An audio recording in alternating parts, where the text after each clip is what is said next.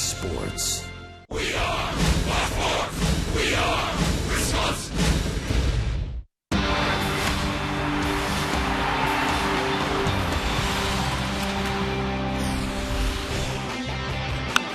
That is way back and way gone.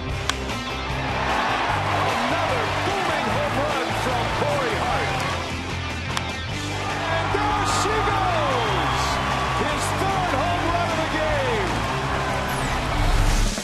Monday, it was a career night for Corey Hart, and he climbs over 100 now, 101 in career home runs as you take a look at the active current Brewers and the home run list topped by Prince Fielder right now. But Corey Hart joining a pretty exclusive club of 100 or more as we welcome you back to the broadcast here on Fox Sports Wisconsin, getting you set for the Nationals and Brewers game 2. And can the Brewers keep it going? They have a season-high tying 4-game winning streak going, but overall have played so well over the last 14 games. 11 of those are victories. They're starting to add up the run totals per game.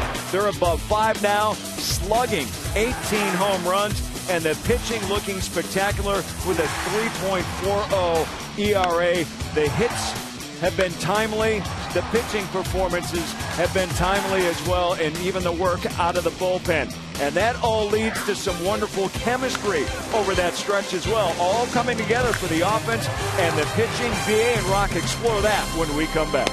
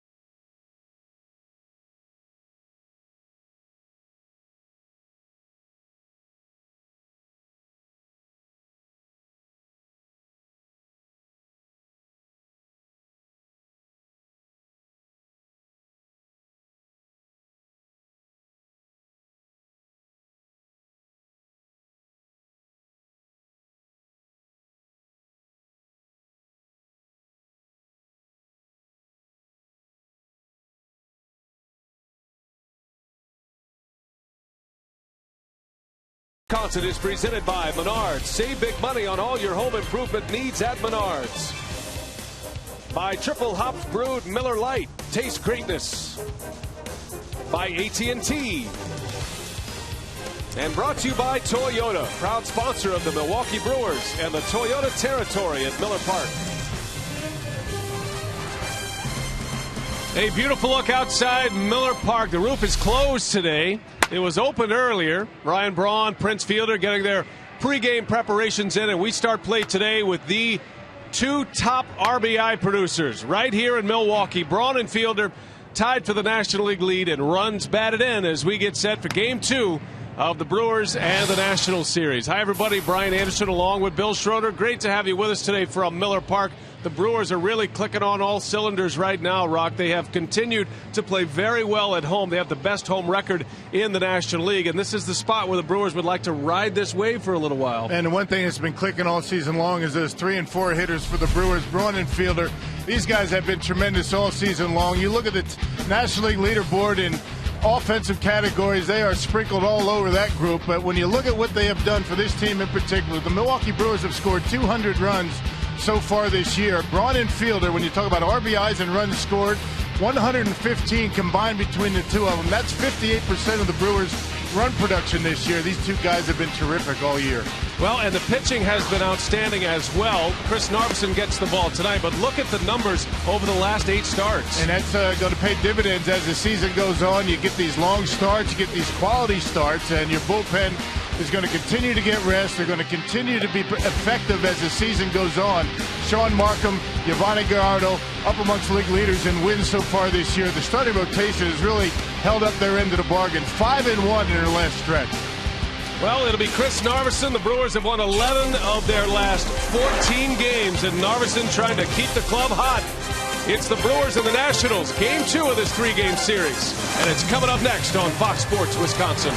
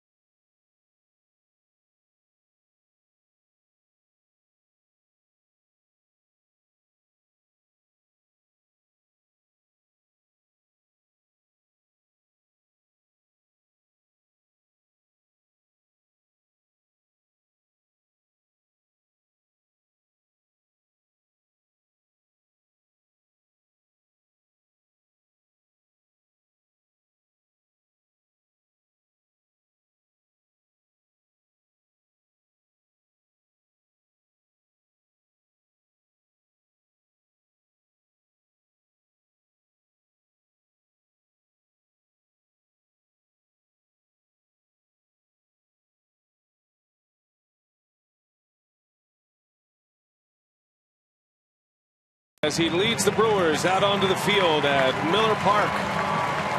And the Brewers try to continue their winning ways here tonight. Milwaukee has won 7 straight in their home confines. There is Jim Riggleman, the skipper of the Washington Nationals, in his 3rd season as the Nationals manager. And his batting order today brought to you by Piggly Wiggly.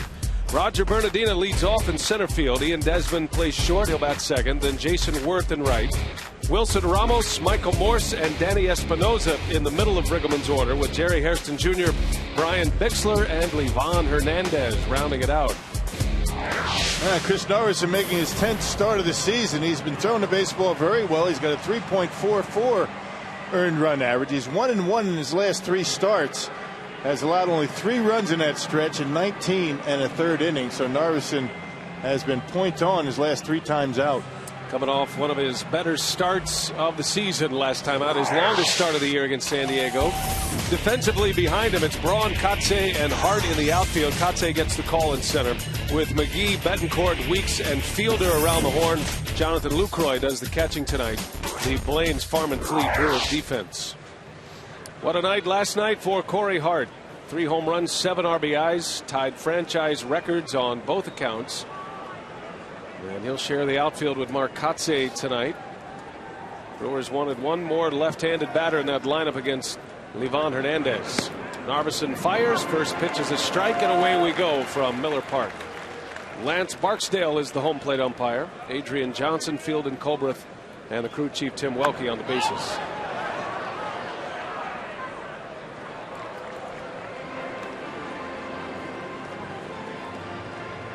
Well, Narveson has been a late bloomer for the Milwaukee Brewers.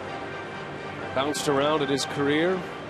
Was with the Cardinals in the big leagues, but at 29 years of age, he is a fast learner at this point because he is coming on strong and pitching much better than a fit starter should. As he gets the first out. And Bernardino retired, 1 away. Well, his last 3 starts, he's had good command of his changeup. It's been down in the strike zone, particularly his last time out against the Padres. Pitched into the 8th inning, did not allow a run. Unfortunately, the Brewers were not able to get any runs in his support. Well, Gallardo won again last night. Giovanni has won his last 4 starts. He is now 6-2. An 11-3 win for Milwaukee last night. And it was a night that the Brewers manager needed some offense. He had a very short bullpen, and come to find out, not only was John Axford not available last night, but after the game we found out that Cameron Lowe was not available either unless it was an emergency. Yeah, so. Top 2 relievers had to get the day off yesterday, and I guess it was a good day for the Brewers to bang out 11 runs. Courtesy of Corey Hart and his 7 RBIs. A big day offensively for the crew, and they're pitching well. We showed you the numbers in the open. Not just the staff, the bullpen has been great, but the starting rotation going deep into ball games and offering Ron Renicky a chance to rest that bullpen, not have to pick up so many innings in the middle. And it does seem like the Brewers are putting it all together now, and they're just hoping to continue on this stretch. Wolf was the winner on Sunday, wrapping up a sweep against the Colorado Rockies. Markham was terrific Saturday. 1-2 to Desmond. Lays off the changeup. And the one thing you'd say about this Brewers ball club, I mean, for the most part, throughout the early going, their pitching and their defense has been pretty solid. There's been lapses defensively from time to time, but it's been the defense pretty much and the pitching that has gotten the Brewers over the 500 mark. Now it's time for the offense to get it going on a consistent basis. Good start last night. Well, Ron Renicky saying you always can count on pitching and defense to help you win ball games. Offense can be sporadic, especially as you get into a pennant race or a postseason scenario. Corey Hart ranging over toward the line. Long way to go. He's there for the out. Well, one starter feeding off the other. And those were the thoughts of Chris Narveson in our Nissan Keys. You're trying to feed off everybody, trying to learn a little bit from each pitcher. If you come to the ballpark and don't expect to learn anything, then you're not doing anything right. I think you try to pick something up every time you come here, even on your off days or when you're working out. You know, there's something you can pick up to make you better, and that's kind of what we thrive off of. And if Chris Narveson learned anything watching Gallardo last night with his Nationals ball club, he knows that they're very aggressive early in the count with the fastball. A lot of first pitch swings, even at breaking balls last night for the Nationals. Gallardo went 7 innings last night, gave up just 1 earned run. He struck out 9. He has 18 strikeouts in his last 2 starts. 0-2 to Jason Worth. This is a club without Zimmerman and LaRoche, 2 of their big hitters at the start of the season that they were counting on. So now Worth, who was already the focal point of the offense, becomes more of a focal point at this point as he rips one off the wall in left field. That'll be extra bases for Jason Worth. And it's a 2-out double for the big slugger. Doing a nice job going down and hooking that pitch. It was outer half. Reminds you a lot of Corey Hart, a big, tall, right-handed batter. He's got good extension. That pitch leaked back over the heart of the plate. It looked like it might have been trying to backdoor a cutter and left it down the middle, and Jason Worth able to rip it down the left field line. Long arms, able to go out and get it and get the barrel of the bat on it. Well, they are built much the same. They play the same position, and they change batting stances about as often. Worth and Corey Hart. Here's Wilson Ramos. He's hitting cleanup tonight for Jim Riggleman. Last night he hit 5th, but against the left-hander in that 4 spot in the batting order.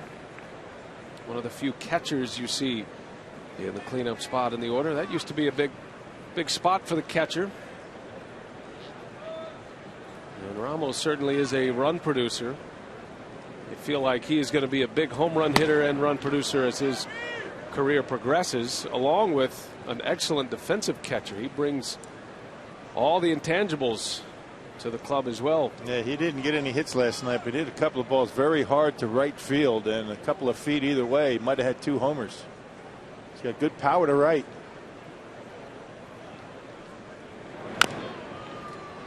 Well, he is under the tutelage of one of the greats all time, Pudge Rodriguez. Looks pretty stressed out over there with the lollipop. But they say that those who cover the Nationals say the relationship between Pudge Rodriguez and Wilson Ramos is a good one, and Rodriguez has taken on that mentor's mentality with the young Ramos. Great guy to learn from.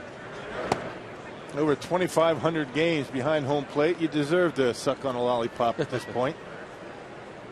And it's not that Pudge is not a productive player any longer. He certainly is. He just can't go to the whip every day at this point of his career. In the air, center field. Easy play for Katse.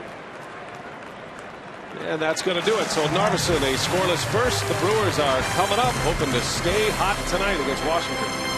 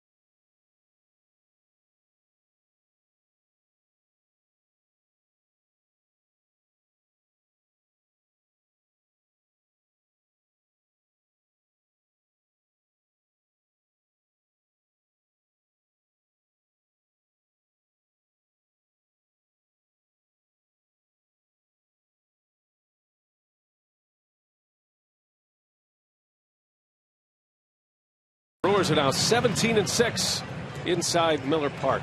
And Renick's Piggly Wiggly batting order tonight. Ricky Weeks, Corey Hart, and Ryan Braun at the top. In the middle of the order, a bit of a change with Prince fielder Casey McGee, then Mark Kotze. Kotze, the center fielder, batting 6th. And then it's Betancourt, Lucroy, and Narveson. Lucroy back in the 8th spot in the batting order today. That lineup will face Ivan Hernandez, making his 11th start. Always fun to watch if you're a student of pitching. Yeah, his career, he's 169 and 169. Talk about a 500 pitcher, and the Nationals are his 7th organization. He's lost 4 in a row, but he's thrown the baseball pretty well.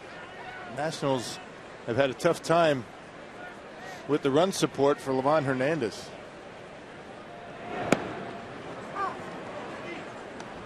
Well, Ricky Weeks comes in batting .288, has 7 home runs, 14 driven in, and an on-base percentage of .363 right now.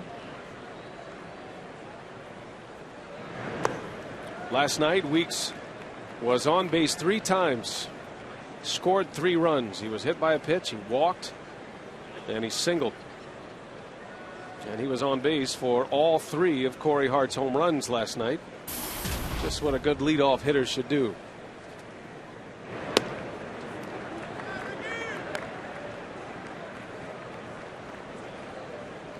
Brewers will try to be patient against Livan Hernandez, who lives on the edges.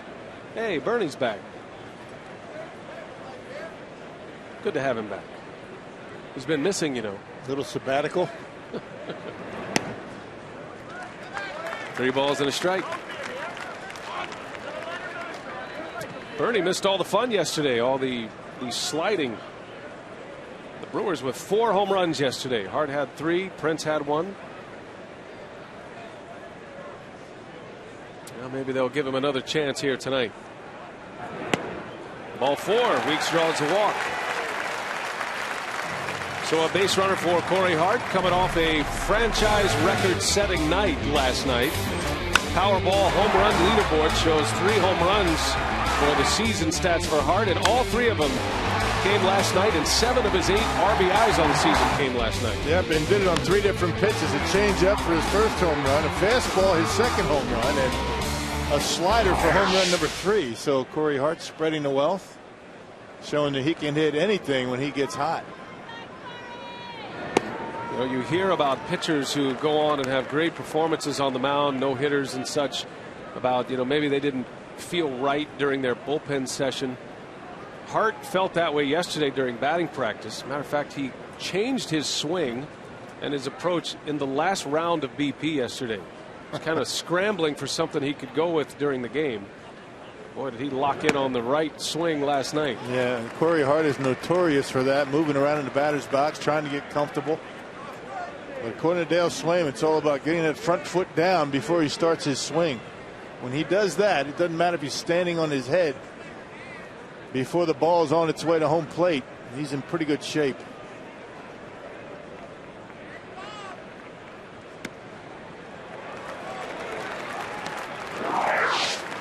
Well, there's the graphic that shows you the names, the 10 players who have done it 15 times, hit 3 home runs in a game. Corey Hart on that list.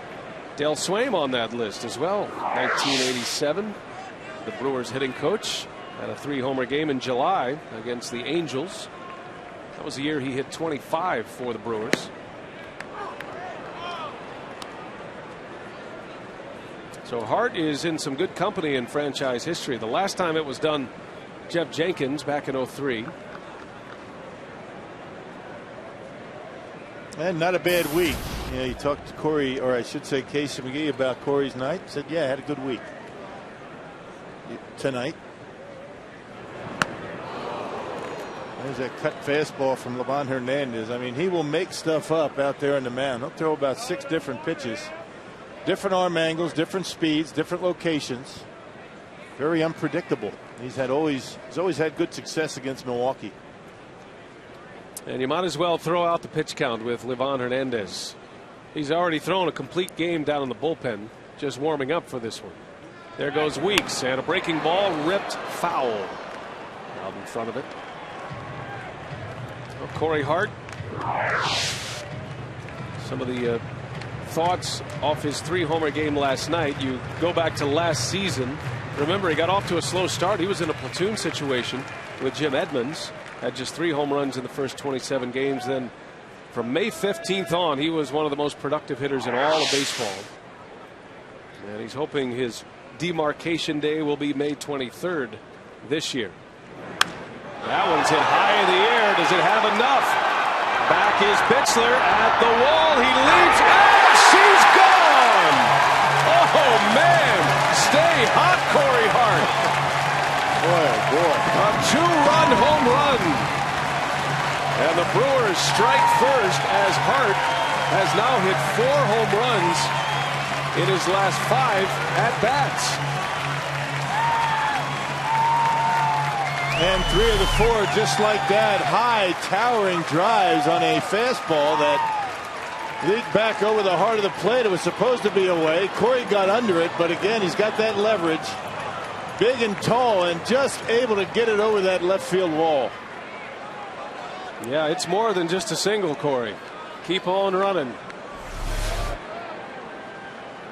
Man, that is a red hot bat right now. Corey Hart with his 4th home run. It gives him 10 runs batted in.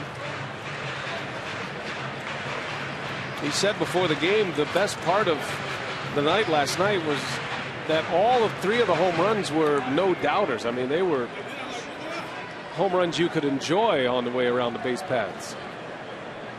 This one a wall scraper. And Ricky Weeks on base again. Ricky is practicing 3/4 of that home run trot. He's getting good at it.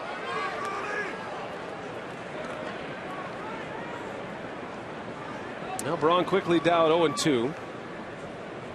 Ryan still nursing a sore left shoulder. He says it gives him trouble, but once the game starts and the adrenaline takes over, it's not a big issue.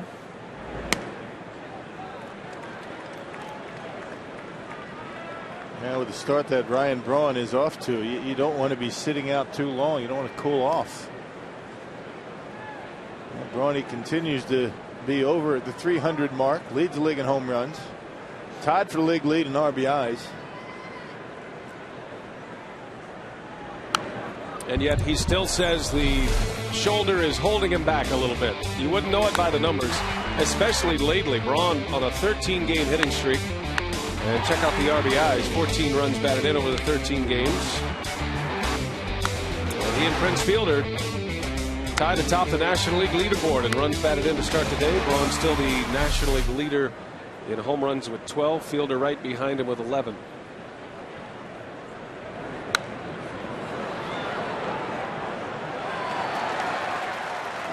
Well, Livan Hernandez is one of those guys that is very frustrating. He'll work the outer half of the plate for the most part.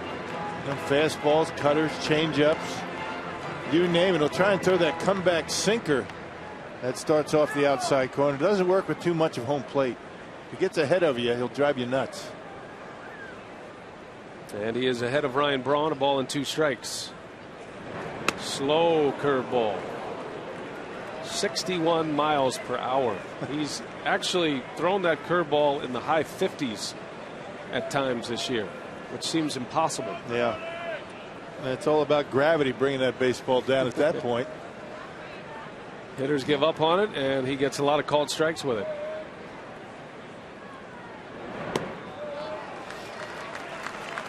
Hernandez coming off a terrific outing against the New York Mets. Unfortunately, as Rock mentioned, the Nationals didn't score for him. Matter of fact, he matched up with Dylan G, who took a no-hitter into the 6th inning. A couple of guys throwing 85, 86 miles an hour, and there wasn't much offense at all at Citi Field. There's that curveball again. And he strikes out Ryan Braun. The report card tonight, courtesy of Farmers Insurance, comes from Dale Swaim on Livan Hernandez. Well, you got to be patient. He's just going to right-handers. He's just going to run the fastball back over the outside corner, keep the ball away from you. 90+% of the time with his fastball, let alone his slider and his curveball. He's what we call below hitting speed in the big leagues. He's not really going to get anything over 86 miles an hour. But he throws everything that he throws with strikes at any time, and you change arm angles on you. He's got one of the worst run support totals in all of baseball. The Nationals score less than 3 runs a game when Hernandez starts. That's 8th worst in the National League. And one of the main reasons why you can have a 3-6 record and an ERA of 3.64. He's got a good ERA, but not many wins to show for it. Prince Fielder, a ball and a strike. And that one's in there for a strike. Fielder has always had a tough time with Livan Hernandez. He has just 2 hits in 17 career at-bats against Hernandez. Fielder hit a rocket home run last night in the 1st inning. And that got him. Fielder hit by a pitch. And he'll take his base. Got him with a changeup. That's not going to hurt the big fella too bad. And you got a 1-2 count. You don't mind getting hit by a changeup. And not even close. And Prince tried to hop out of the way. Got him in the lower leg somewhere. 82 miles an hour that last pitch. Maybe it wasn't a changeup. You know, two-seamer? It was the speed of a changeup, but just looking at his grip there. Yeah, look at two-seamer. I mean, let's face it, Hernandez is a guy who changes speeds with everything he throws, not just his fastball, his changeups. You've already seen the two speeds on the curveball.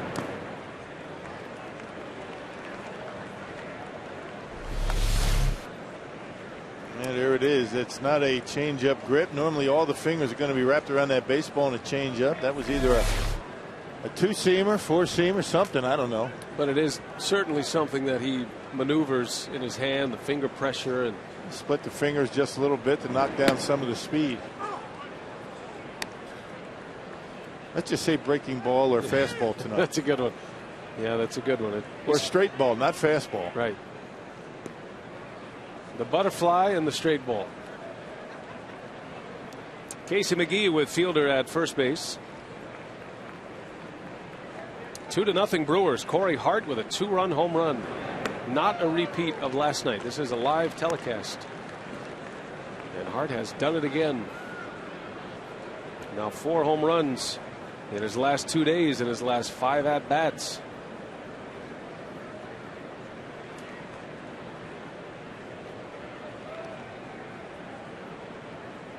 Two balls and a strike on McGee.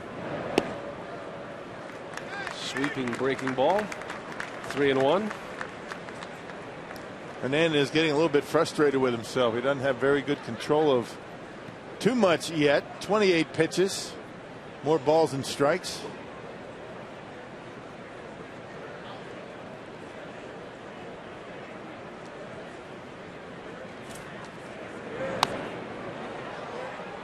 Well, Hernandez has one of the most unusual between starts routines and before start routine. In his side sessions, he sometimes throws between 100 and 140 pitches in his side session between starts. Before the game, he'll throw as many as 80 pitches in the bullpen before he comes out onto the mound. Yeah, so he's pretty good shape. You know, most guys between starts are going to throw maybe 37, 40 pitches. That's it. Brents takes off. McGee fouls it away. That is an incredible number of pitches in your side session between starts. And the number of pitches that he throws getting ready for the game, that's an incredible number as well. He just stands out there trying to find the feel for it. And I mean, he could be out there for half an hour throwing pitches. If it was anybody else, if he was a reliever, let's say, you'd say the manager's crazy for having this guy continue to warm up so much. But that's the way Hernandez has always done it. He's always thrown a lot. And it has played well for him all these years. Now in his 16th season in the big leagues from Villa Clara, Cuba. And a couple of Cubans matching up in this series with Ivan Hernandez and Yuniesky Betancourt. Those two were having a long discussion today in the hallway. It's got to be great for them to come together in a big league circle, having both defected from Cuba.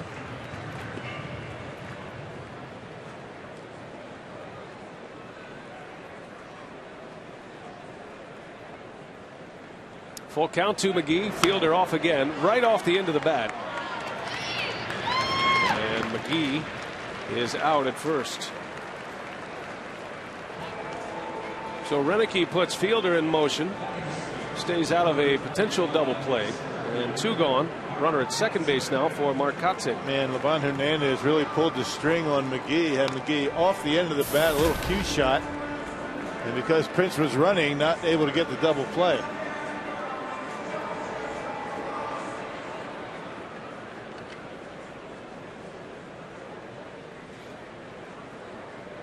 So here's Kotsay starting in center field tonight, getting the 6th spot in the batting order this evening. And Kotsay lifts one in the air, left center, playable. Brian Bixler is there. Inning over, but Corey Hart still at it after a 3-homer game last night. Hart goes deep tonight. A 2-run shot in the first inning, and the Brewers have the lead.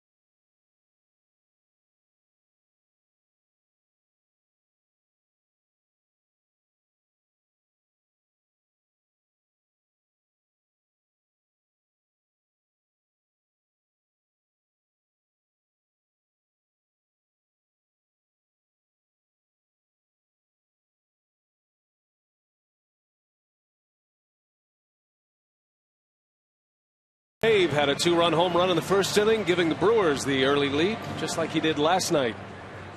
And it's 2-0 as we go to the second inning. Chris Narveson back on the mound. He'll face Michael Morse to lead off. Morse, Espinoza, and Jerry Hairston against Narveson here in the second inning. Narveson a scoreless first, gave up a double to Jason Worth, but stranded him at second. Morse hit a long home run in the second inning last night. One that had many of the Brewers still chatting about today. You don't see many home runs from right-handed hitters go where Morse went last night. 3/4 of the way up the right center field grandstand. Like a left-handed power hitter, Morse got those arms extended and delivered a deep fly to right center. Yeah, big, tall, just like Corey Hart and Jason Worth. And look where this one ends up, about halfway up the Miller Lite beer pen out there. I mean, those were the big boys hit them. And Morse into right center field. Well hit. That is going to go to the wall. So Michael Morse is wearing out right center. And he's been wearing out Chris Narveson. I mean, career, he's now 5 for 8 against Narveson with a couple of home runs. I mean, incredible numbers against Narveson. Tried to come inside, left it out over the plate a little bit. I mean, Morse even got jammed on that pitch and still able to get it deep into right center. One hops the wall out there. That's a big, strong right-handed hitter, Michael Morse. Leadoff double for Washington, and it'll be Danny Espinoza now. Good to see Espinoza back in the lineup tonight. He was hit in the knee last night. Good bunt here. McGee was shallow. And the throw pulls fielder off the bag.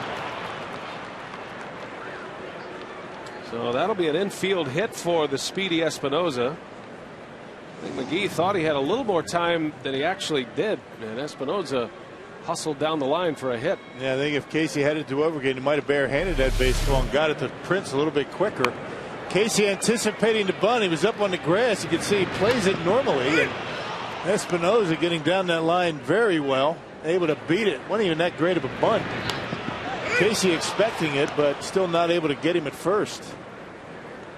So trouble for Chris Narveson early on. First and third, nobody out. And Jerry Hairston Jr. at the plate.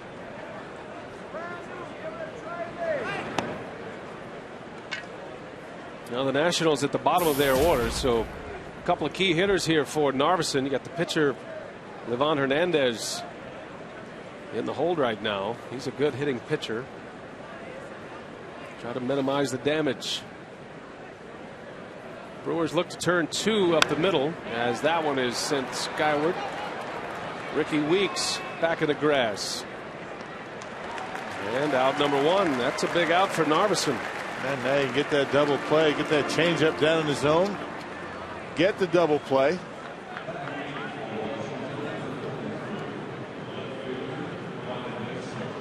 A lot of ways to score a run right there.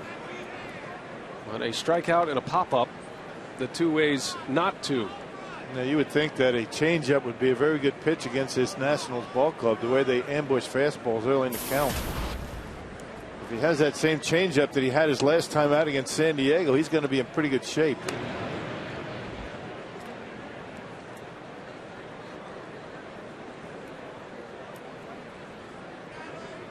Bixler making his first start of the series. We saw him last night as a pinch runner in the ninth inning. Former Pirate. The Nationals picked him up last August from Pittsburgh. Only 15 big league at bats this year. He's 2 for 15. Bixler started the year in AAA Syracuse in the International League and was a good hitter down there. Hit .326. Had a couple of doubles. 14 games in AAA. Jim Riggleman searching for offense anywhere. And Bixler gets his chance tonight against the left-handed starter Narveson, with the pitcher Hernandez on deck.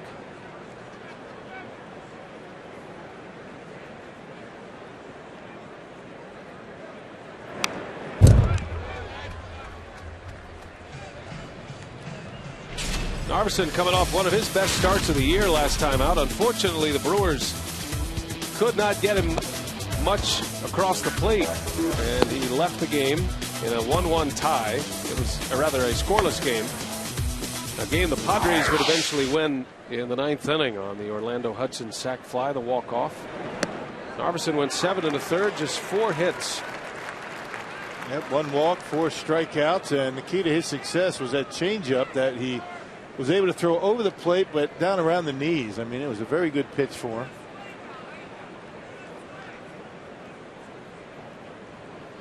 Narveson 2-3 on the season, but an ERA of 3.44. Swing and a miss, and Narveson strikes out Bixler on a curveball. So now a chance to get out of this inning with no runs across. Well, Bixler had his fastball to hit but missed it. He fouled it straight back, and then Narveson throws a very well placed curveball down in the dirt, and Jonathan Lucroy able to block it. That's where you want a 2-strike curveball.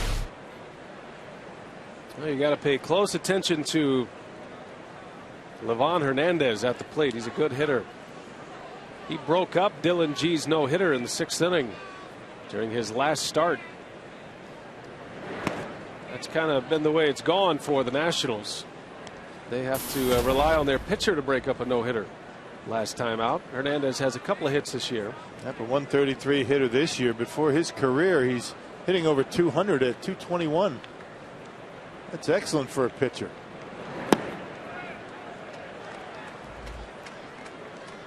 So you got a matchup tonight of two pitchers that both handle the bat well, neither getting much run support. Both with sub-4 ERAs, yet losing records this year. A lot of symmetry with these two. Livan Hernandez in his career at the plate, 10 home runs, 80 RBIs. Not bad numbers.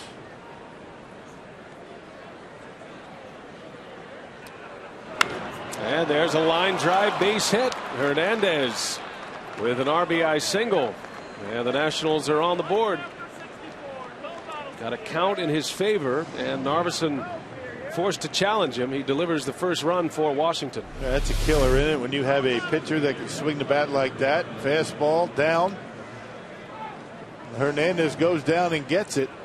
His 3rd hit of the year, and drives in his 3rd run.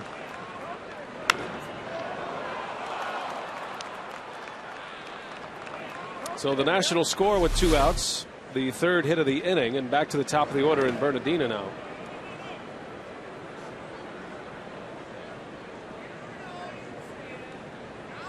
I guess Livan Hernandez thinking, no, when I'm in a game, you guys aren't scoring much more than 2 runs a game, so I better get some hits myself. The old Jim Cott theory. I'll just do it myself. All right.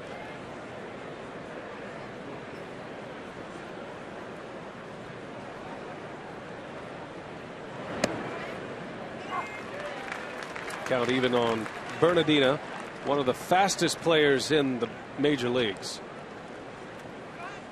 Got to be on your toes as an infielder with Bernardina. He legged one out last night for an infield hit. Had 2 hits last night. First and second, 2 away. And that one's on the corner. Curveball from Narveson. 1-2 to count. Well, if that outside corner is open for home plate umpire Lance Barksdale, that is a good sign for Chris Narveson. And Livan Hernandez, for that matter. Both of them want to try and work those corners.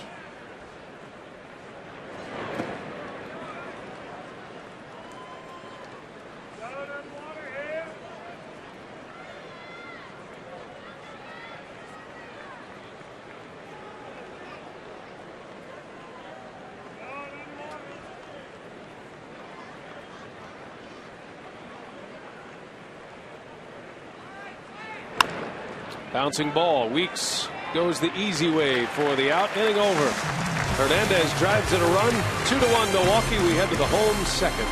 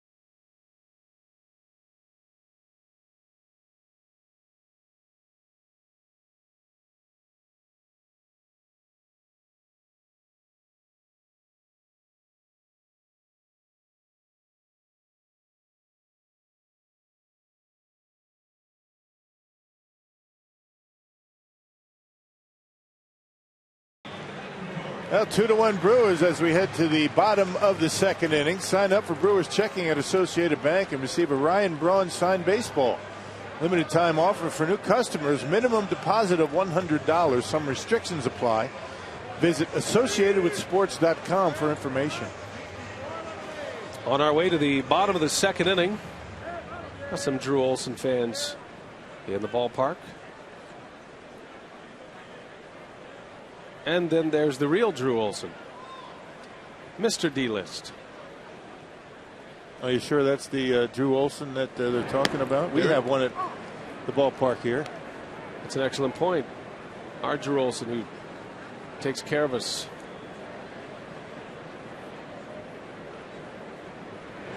We'll need confirmation on that. Betancourt bounces to Desmond, 1 away. Well, we remind you to click on the Fan Zone tab on the FoxSportsWisconsin.com homepage. You can win prizes in the new Fox Sports Wisconsin Fan Zone, from team merchandise, game tickets, unique fan experiences, tech toys, and more. And if you're not a member, join now. It's fast and free, and it's all at the Fan Zone tab, FoxSportsWisconsin.com.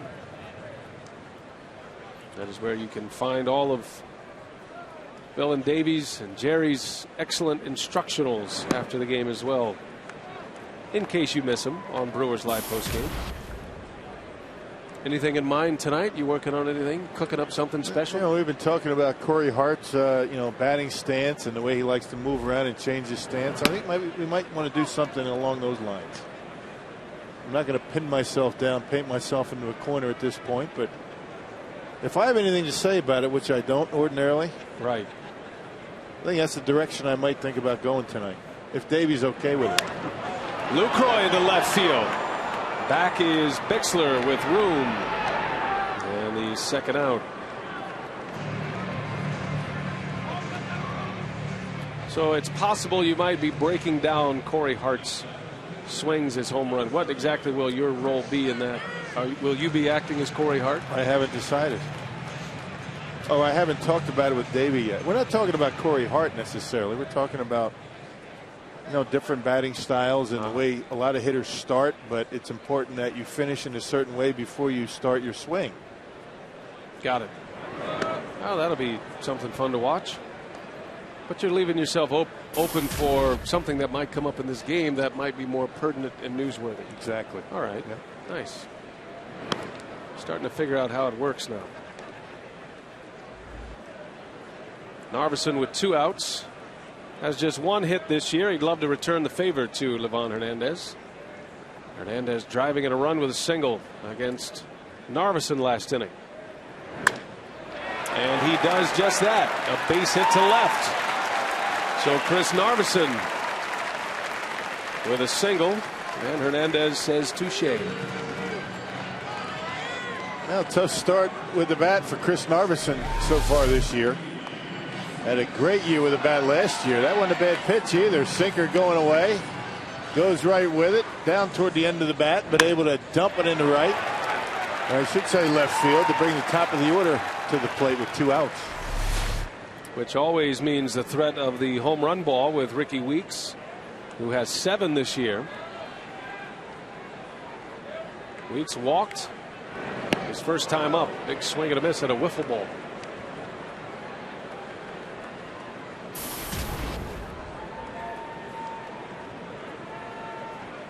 Ricky was on when Corey Hart went deep to left in the first inning.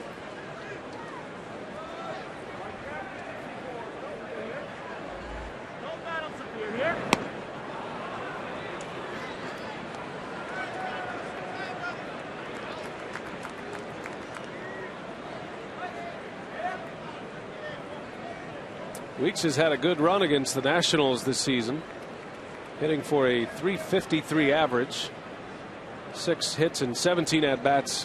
One of those 6 hits a home run. And down goes Weeks. Hernandez strikes him out. Ricky barking at Lance Barksdale. We go to the 3rd.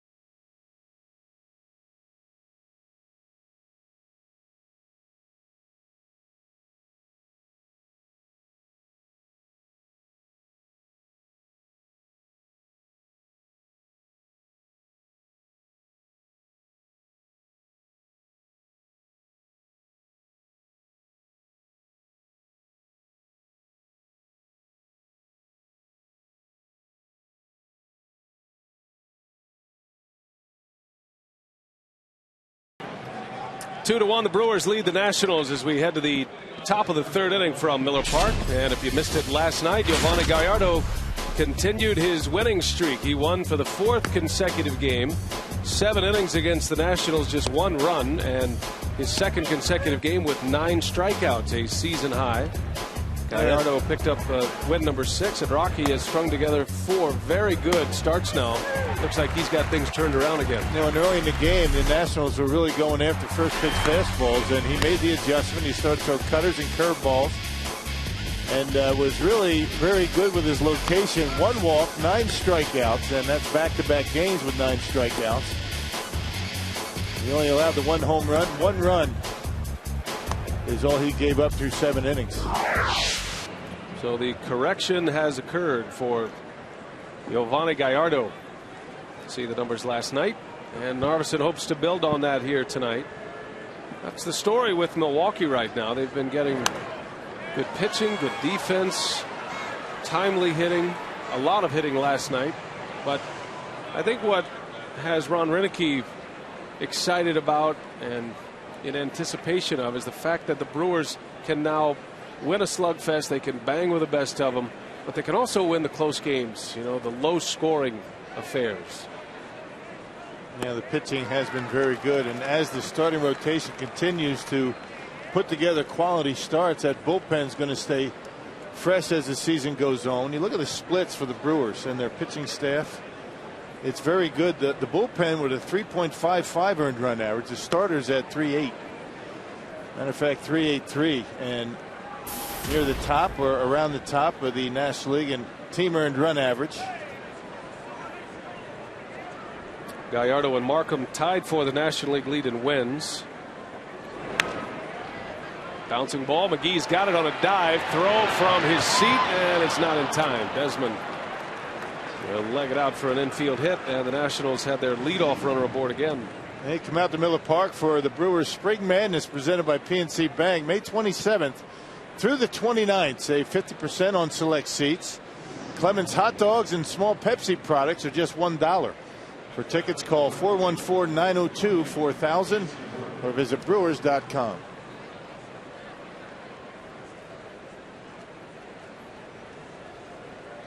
That is the 5th hit for the Nationals. 2 of those 5 infield hits. And now it's Jason Worth. Now, I mentioned the Brewers near the top in earned run average. They're actually 8th at 3.72 as a team. There's been some pretty good pitching in the National League so far this year. The Phillies lead the National League now in earned run average at 3.01.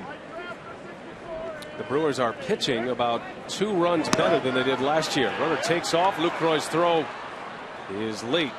Good start from Desmond. He got a big jump and he steals the base. 15th steal for Ian Desmond. Yeah, the Nationals 4th in the National League in stolen bases. Not a very big lead, but a very good jump. He went on first move from Narveson, who gave him the slide step, but still able to steal it. Desmond's only been caught once. The Nationals like to run. That's a big part of their game. But now you have a big run producer at the plate and a runner in scoring position. The tying run in scoring position.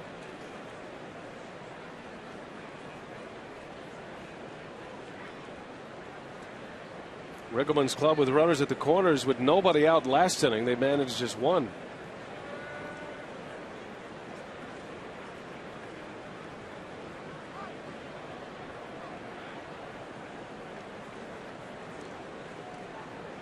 Worth coming off his best year as a big leaguer season ago. 2nd on the club in runs batted in for a guy who the Nationals are counting on to drive in 100+. Going to be a lot tougher for him this year than it was last year, though, with the lineup that he was in the middle of in Philadelphia. A little bit different here. Teams are going to test his patience, see if he's going to expand his zone.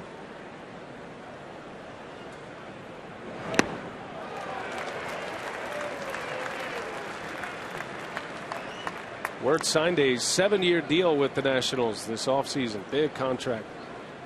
And the biggest offer that came his way. But a part of some winning teams, a World Series winning team in 08 with the Phillies, and regular contenders as Wirth draws the walk. And 2 on to start an inning again for Narveson. A lot of base runners tonight already for Chris Narveson. Yeah, Wirth swung and missed at a 3-1 changeup, and Narveson tried to come back with it but missed. Good patience by Jason Wirth. Just what we were talking about. They're going to test his patience, see if he's going to expand his zone with runners in scoring position. Took his walk that time. Now 2 on, nobody out for Wilson Ramos.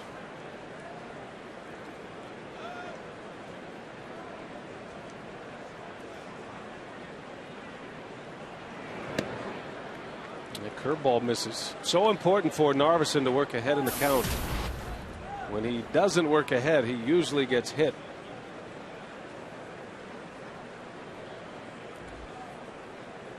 And that's the same for most pitchers. But Narveson doesn't have the overpowering stuff to get back in a count.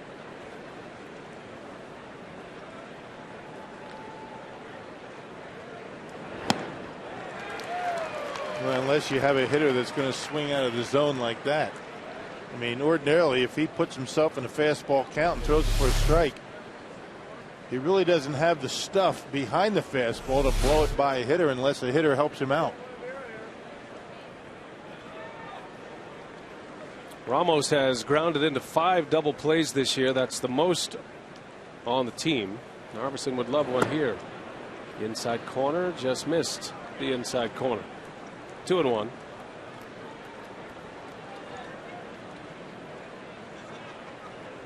Brewers jumped out to a 2-0 lead on a Corey Hart home run. Nationals got one back on a Livan Hernandez RBI single last inning.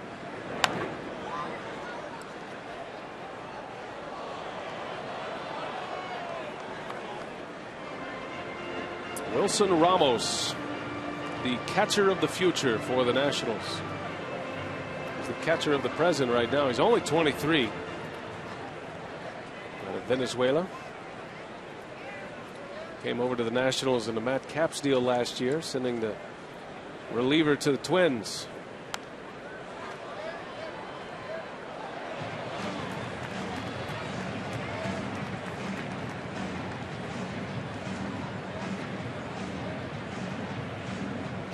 The Nationals feel like they have some pieces to build around. They have Steven Strasburg, of course. Made a big splash last year before he was injured. Had Tommy John surgery in September last year. And another big prospect, Bryce Harper, coming along. Yeah, Bryce Harper tearing it up down in the minor leagues. Mike Rizzo, the general manager of the Nationals, saying that they will not bring Harper to the big leagues this season. But he'll have a shot next season. The face of this franchise is Ryan Zimmerman. He's only in his 5th year in the big leagues, and he's out. He's injured as Narveson lets Ramos get away. Oh, and a dangerous inning looming here for Chris Narveson. A single and 2 walks, and now the bases are loaded with nobody out. Quick trip to the mound for Jonathan Lucroy. Hasn't been able to get himself in a situation where they chase that changeup down in the zone. That's what he was able to do so effectively his last start out in San Diego. Good command in and out with the fastball. Curveball is very good, but his changeup, perhaps the best that he's had all year.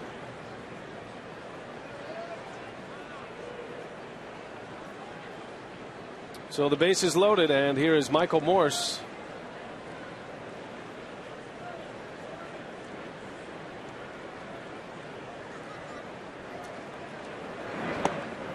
And Narveson just hoping this one doesn't get away from him quickly here tonight. And he has fallen behind another one. Good numbers with the bases loaded. 357 hitter in a spot like this. The Brewers would concede 1 run to turn a double play up the middle. 2-0.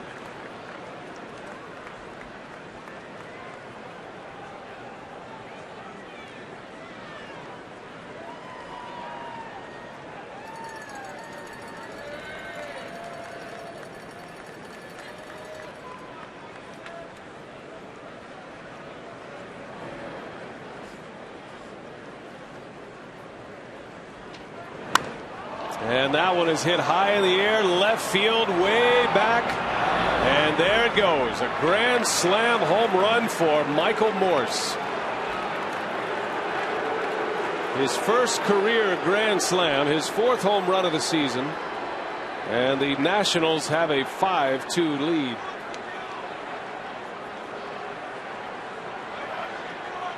I tell you, Michael Morse continues to hit Chris Narveson very well. Narveson had to come in with a fastball, got behind. He tried to start him out with a curveball, then tried to keep the fastball down in the zone. He had to throw a strike here, and Michael Morse, his 3rd career home run off of Chris Narveson. And a big one, a grand slam. Morse now 6 for 9 lifetime against Chris Narveson. And 3 of those home runs, as Rock mentioned. So that was worst case scenario. And now the Brewers are going to have to play catch up tonight. And Narveson is going to have to get this thing back under control.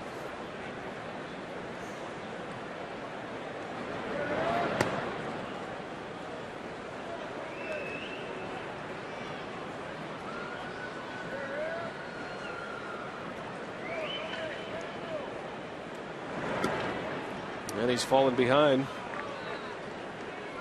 And Michael Morse in this series so far is showing that he has good power to all fields. He hit that monster home run last night up in the Miller Lite beer pen opposite field. Then he pulled one into the second deck and left. Both times he had the count in his favor. So there's a lesson in that, you're saying. Don't fall behind Michael Morse. Right. Don't fall behind anybody, particularly big guys that have good power, right? Espinosa with an infield hit his last time up. And there's a called strike 3. Narveson with his first out of the inning. The curveball on Espinosa. Second strikeout for Chris Narveson. And Lucroy wanted it in. He wanted it down. It looked like that was a pretty good curveball. Espinosa not looking for it. And Lance Barksdale ringing it up.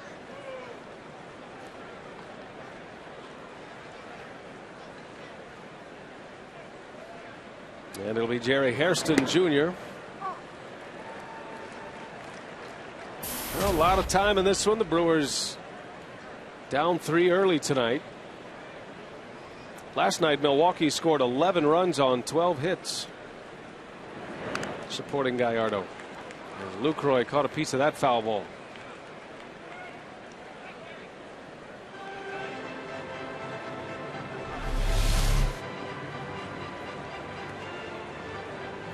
Yeah, right on the bicep. That feels good.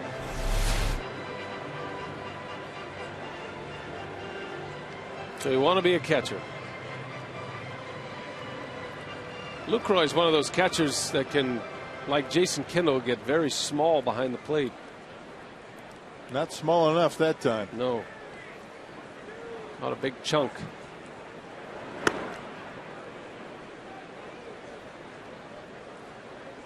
Those things kind of go in streaks. You know, you go about a week to 10 days without getting hit by much, and then you'll have a 3-game series when they're tattooing you just about every other at bat.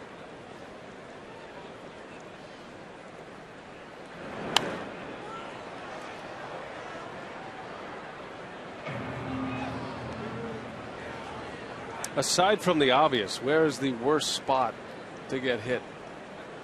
Arm, thigh? Right on the edge of the knee, right in that seam between the shin guards.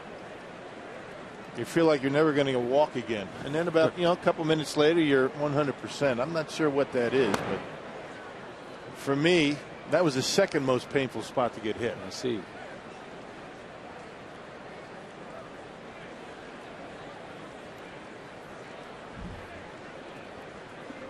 Lucroy broke his pinky finger prior to the spring training games, and he didn't even do it catching pitches. He was actually taking throws from the outfield. That one's hit hard right center. Corey Hart on the run. He's got it for the out. Hairston flies out. Nice play by Corey Hart for out number 2.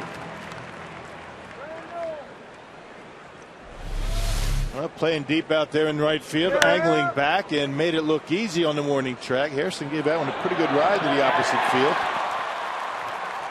With 2 strikes on him, just shy of the track. And now it's Brian Bixler.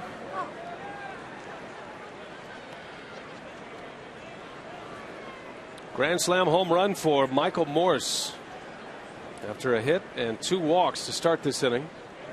And a high pitch count for Narveson.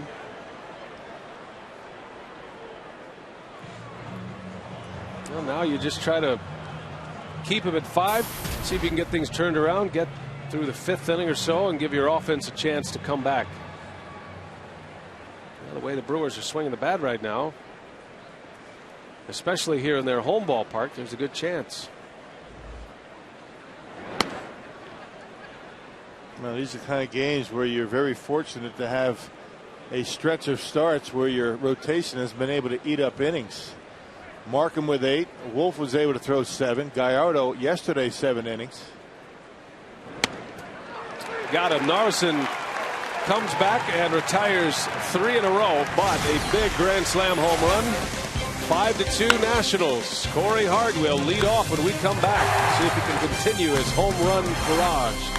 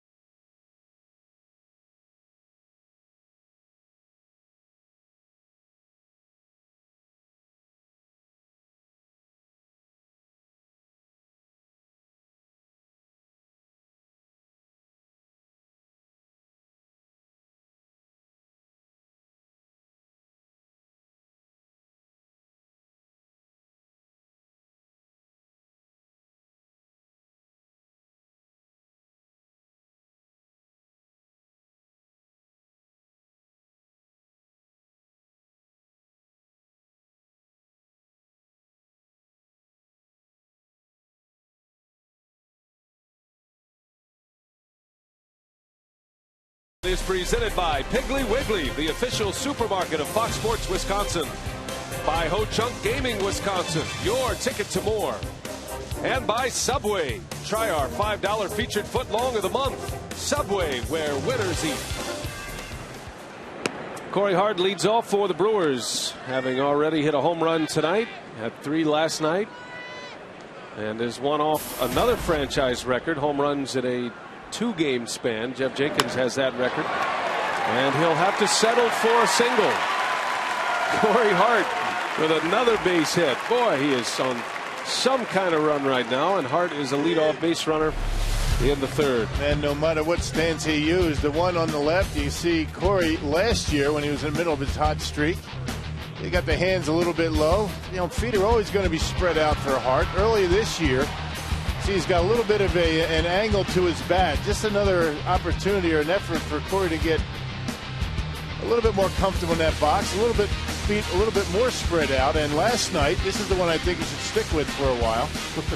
Pretty much straight up. You know, talking to Dale Swain, he doesn't really mind when Corey, you know, spreads his feet out, has a bend in his knees. It's all about keeping that back straight and having the hands in a comfortable position to be able to get to the baseball. You know, it's not where you start, it's where you finish. A lot of hitters are going to start in different ways. The big open stance, some have a closed stance. Some guys carry their hands high, bring them down. But when you're in a position to attack that baseball, everybody is pretty much in the same spot. How you get there is going to depend on your preference. Well, you think about some of the all-time greats who tinkered with their stance often, like Cal Ripken Jr. He's probably the most famous one. He would change stances in the middle of at-bat sometimes. But always had a different look at the plate. And then in stark contrast, you look at a guy like Ryan Braun, who has had the same batting stance since he was in high school. It is a well-grooved swing, and it never changes. And most hitters are going to change a little bit. Maybe sometime to the naked eye, fans, we can't recognize what they might be doing. They might have their hands drift a little bit further away from their body. We're talking inches here, and you really can't tell that a lot of times from where we sit. The guys are all about just trying to feel that comfort level. Sometimes you feel a little bit tired. You might go to a different bat from time to time. Prince Fielder's notorious for that.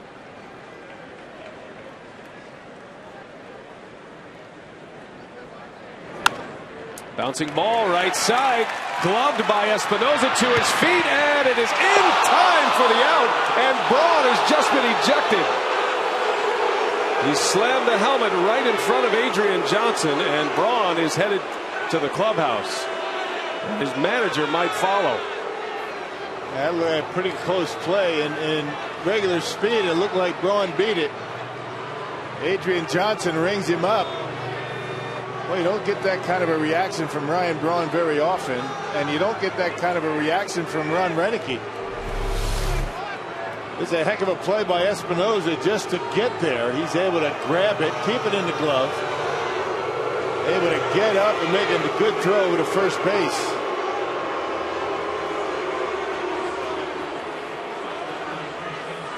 There you see just how close it was. Well, you can't really argue. I mean, that's as close as it gets. I mean, if you called him safe, the Nationals probably would have argued. But that is as bang bang as it gets, and you are always going to get thrown out when you do that. I mean, you're just asking for it doing that. No way you're going to stay in the game when you fire your helmet down right in front of that umpire. So Hart advances to second, 4-3 on the ground out, and Braun packing up his stuff. He is done for the night.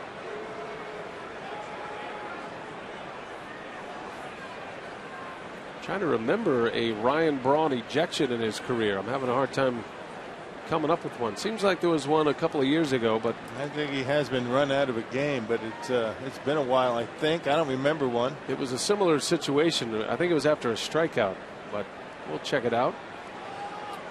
So Braun is out of the game. That's a big loss when the Brewers need runs and need some offense.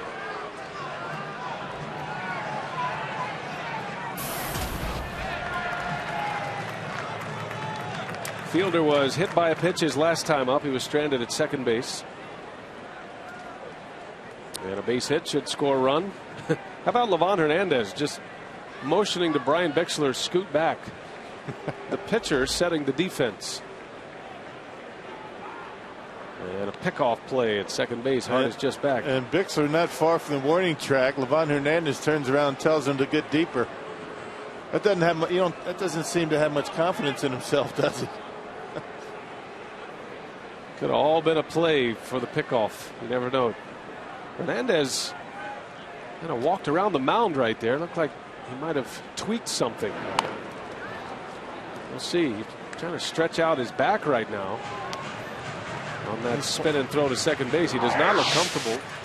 Powerball home run leaderboard. Braun with 12. Fielder 11.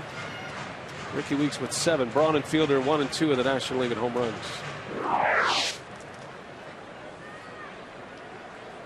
There's something to keep an eye on here with Hernandez. Something grabbed him after that pickoff throw to second. Of course, he might be playing possum. You never know. That's my vote. Giving it the old Earl Campbell. Wants Fielder to think he's not quite right.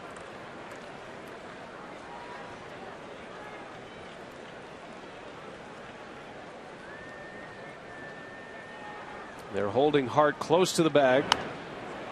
Fielder fouls it back.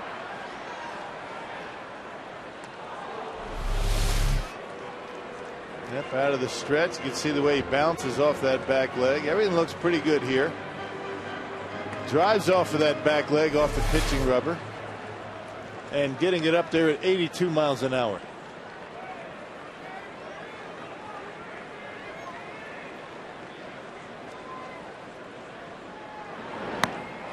fielder strikes out. That slinging curveball. Down goes Prince Fielder. And his struggles continue against Livan Hernandez. Now 2 gone. Hart still at second base. That fastball at 82 miles an hour. Curveball at 69 miles an hour. And Prince swings underneath. As Hernandez keeps pointing to his outfielder to back up. I'm not sure he even wants Bixler to back up because Bixler's not moving. I think it's all a play. And Bixler can't move back much further. His back is against the wall already. He's about 2 strides from the warning track. Look at him. You see the worn out spot in the grass where the left fielders normally stand. That's about as deep as you can be in left field. And I'll tell you, Bernardine is pretty deep in center too.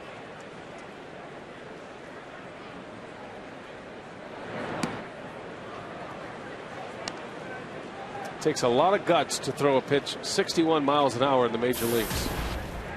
And Hernandez does it all the time with much success.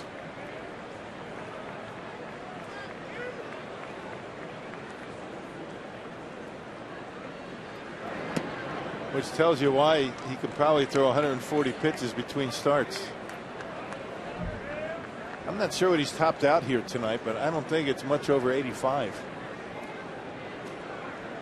There it is, 84 and 61.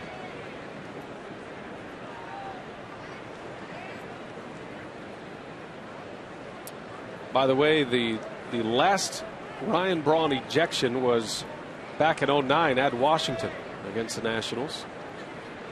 So only the second time in his career he has been ejected from a game. 2-1 on McGee. Hart still at second base, and Hernandez taking a lot of time between pitches.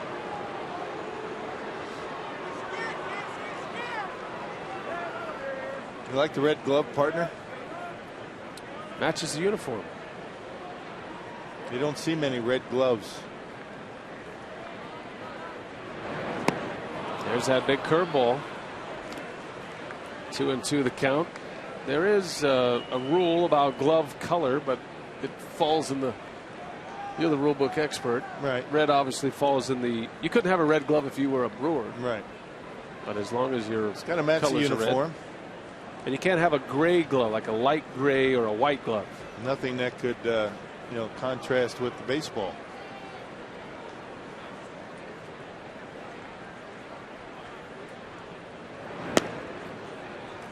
Or better said, be a similar color as the baseball. You can have a contrasting color, that would be okay.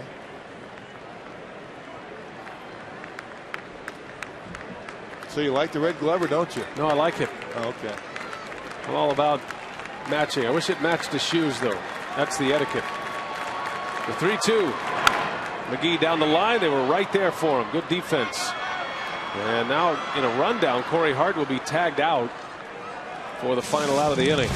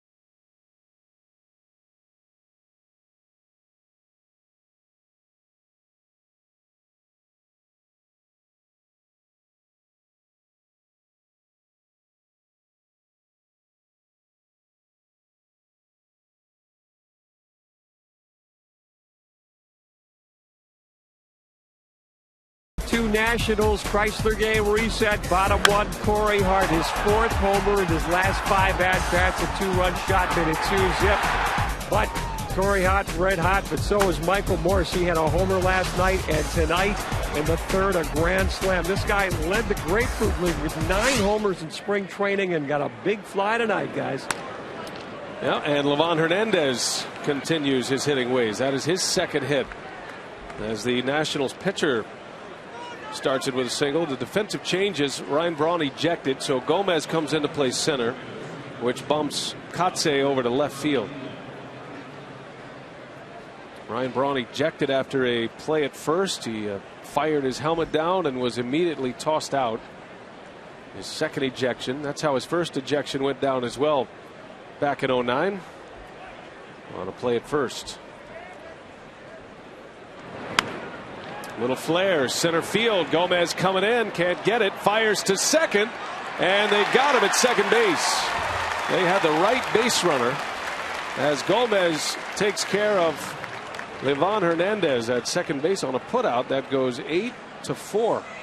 That's a tough play for any base runner, particularly a pitcher, because nobody knew if Gomez was going to be able to make the catch.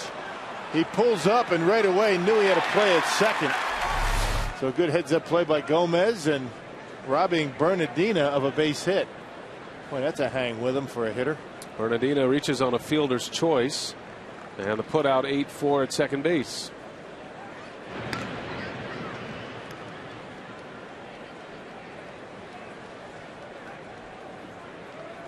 Hernandez upset that he robbed his buddy of a base hit. Boy, nobody likes to be caught on that, but that was kind of a tough play. Tough base running decision. You go too far and you might get doubled off. Well, and a good play by Gomez, who showed some of his shortstop skills. Used to be a shortstop. He still says he can play shortstop in the big leagues. Takes ground balls over there every day in batting practice. Yeah, he was there today. But he caught it on a hop and made a good strong throw quickly to get the runner. Ryan Braun's a lot like that as well. He was a shortstop in college and can handle himself in the infield. Came up to the big leagues as a third baseman. He makes plays like that in left as well. So it's good to have outfielders who can make plays, pick up outs, pick up outfield assists. Can really change the complexion of an inning. Yeah, like now, right?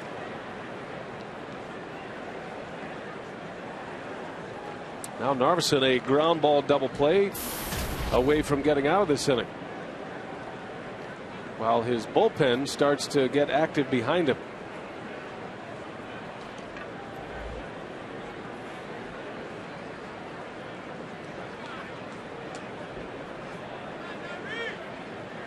Runner goes. Lucroy's throw is high and into center field. There goes Bernardina to third. The throw from Gomez is late. That'll be a stolen base and an error.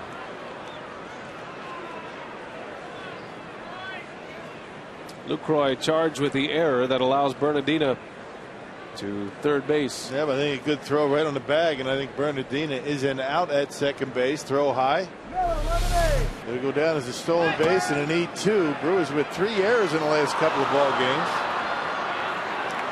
Well, Ricky jumping up, tried to catch it and make the tag all at the same time. And that's why the ball was actually ended up into center field.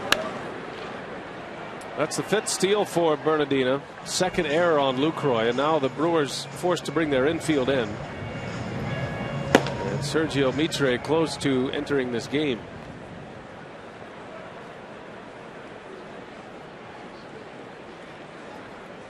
Speedy runner at third. Now you got Jason Worth coming up next.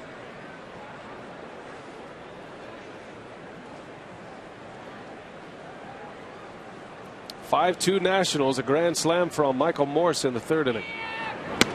And swing and a miss, 3-2. Had a big cut.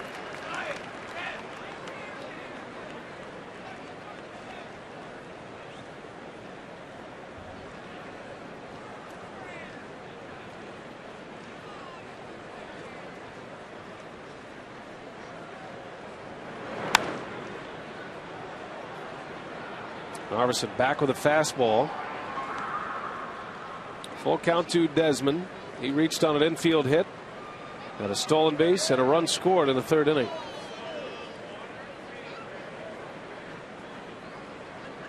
"81 pitches for Narveson, and we're only in the fourth.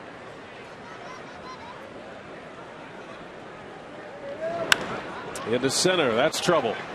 That is going to go to the wall. A run will score. Desmond into second base. That'll be an RBI double, and it's 6-2 Washington. And the end is near for Chris Narveson tonight. Yeah, that fastball up out over the plate, and Desmond able to center on it. Narveson been able to get the fastball by Desmond. You know, his first 2+ at bats until that last fastball. Up out over the plate, and Desmond able to center on it and rip it out of the reach of Gomez. And that will be the end of the night for Chris Narveson, who just didn't have it tonight. So Narveson goes 3 1/3 tonight. And an early exit for the Brewers starter. 6-2 Washington. And a pitching change coming up. Sergio Mitre is in. We'll set him up when we come back.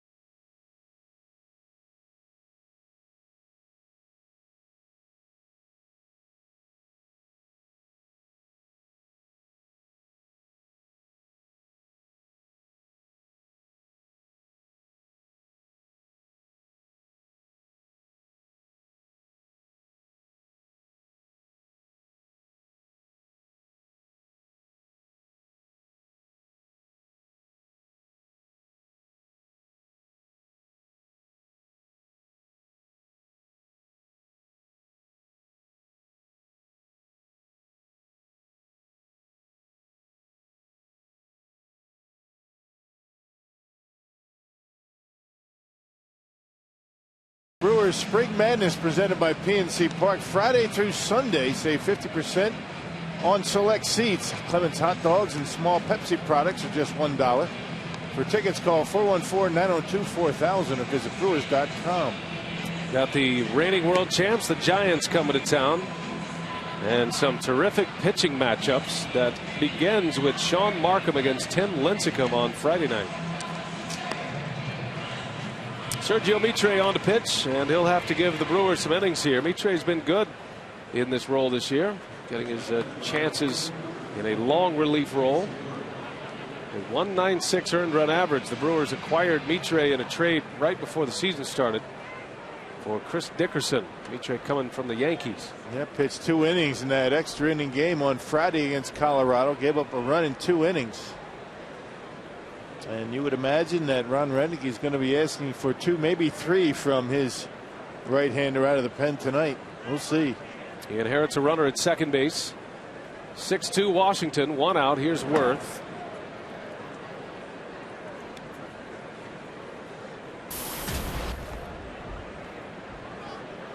Jason Worth doubled his first time up. He walked and scored in the third. The big hit tonight, a grand slam home run from Michael Morse.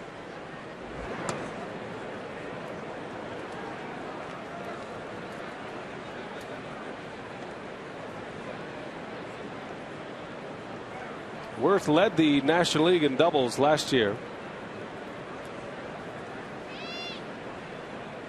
And a ringing double down the left field line in the first inning. There's a strike from Mitre. And basically sinker slider for Sergio Mitre. Has to get on top of it, get that good sink, get his ground ball outs. Worth, on the other hand, trying to get one up in the zone.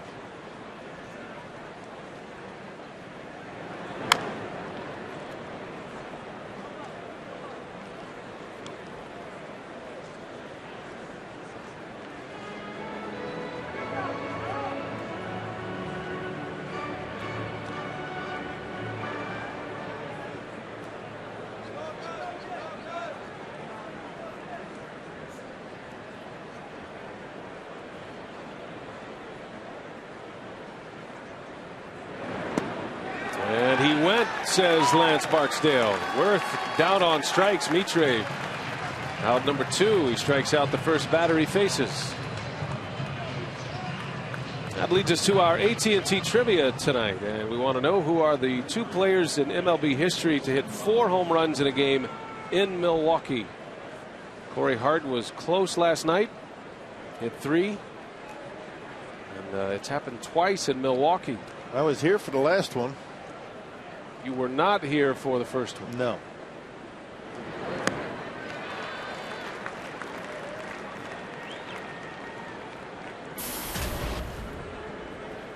That is a great feat in the game, and still a major league record. 4. It's been matched a number of times throughout the course of history.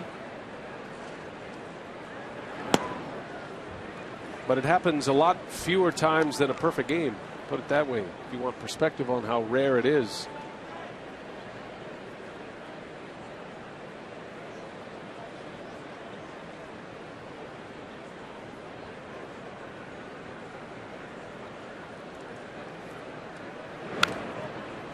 Ball and 2 strikes on Ramos.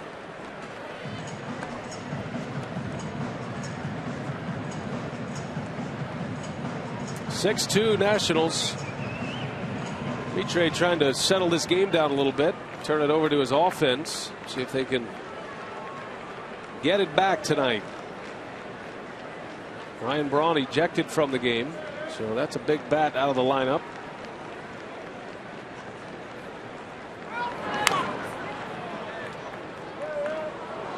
Mitre not pleased with the location of that pitch almost as soon as it left his hand. Yeah, breaking ball, got away with it. Ramos out in front. It was a breaking pitch that got Jason Worth.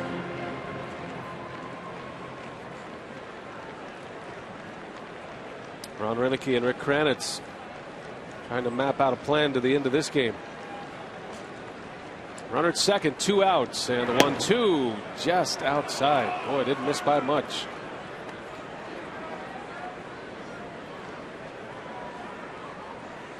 Mitre has known Kranitz for a long time. Those two were together in the Cubs organization, which was Mitre's original team. He was drafted and signed by the Cubs. Then they were together in Florida with the Marlins, and now here in Milwaukee. And he got him. Mitre strikes out Wilson Ramos. So back-to-back Ks with a runner at second. Brewers coming up. They're down 4. We head to the bottom of the 4th inning.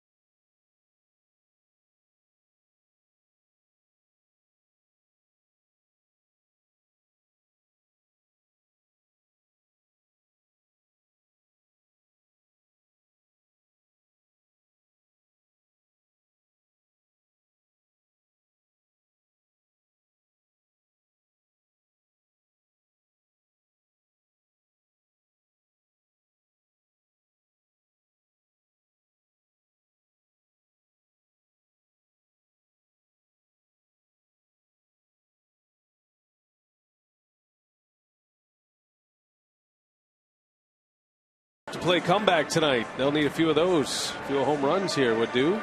Just a reminder that Saturday, May 28th, the UEFA Champions League final comes to Fox with a rematch of the 09 final. Barcelona looking for their third championship in 6 years. Manchester United, they're looking to avenge that 09 defeat. Fox Sports exclusive coverage of the UEFA Champions League final begins Saturday, May 28th, 1 Central in high definition. That's this Saturday, Rock. You'll be busy calling a baseball game, but I'm sure you'll keep an eye on the UEFA Champions League final. Yep, Brewers Giants. I think that will be top of mind for me. Randy Wolf and Jonathan Sanchez on Saturday. I mean, the finale of the series Sunday will be Gallardo against Matt Cain. So the Giants come in with one of the best pitching staffs in the National League, the World Series champs a year ago. Giants are in first place in the National League West. 3.5 game lead over the Rockies.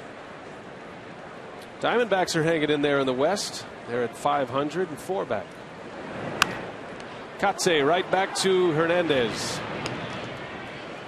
As if he's playing a pickup softball game. Hernandez takes care of him for out number 1. Can't get much more relaxed than when you see Livan Hernandez not just throw the baseball, but swing the bat, run the bases, field his position. He's a very good athlete.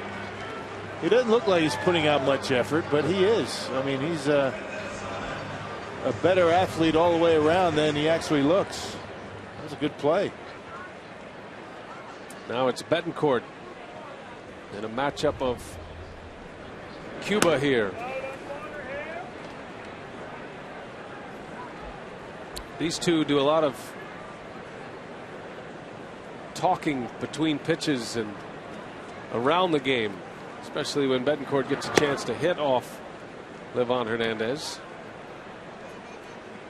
That is no small thing to defect from Cuba and make the decision to leave your family basically and all that you have and come to the States to play baseball. As Betancourt, a little soft fly ball into left field. Bixler makes the catch for the out. 2 gone. Carsoup.com email the booth question tonight comes from Mary in Beldenville. What has impressed you most about the Brewers as they have gone 11-3 over the last 14 games? She's got the stats down too. Good job, Mary. Yeah, it's got to be the starting rotation. The Brewers starting pitchers in that stretch. 11-2 with a 3.06 earned run average. 11 quality starts in that time. And the starters are 4-0 in their last 6 games. Lucroy left field. Back is Bixler. He's at the wall and it's gone. Jonathan Lucroy.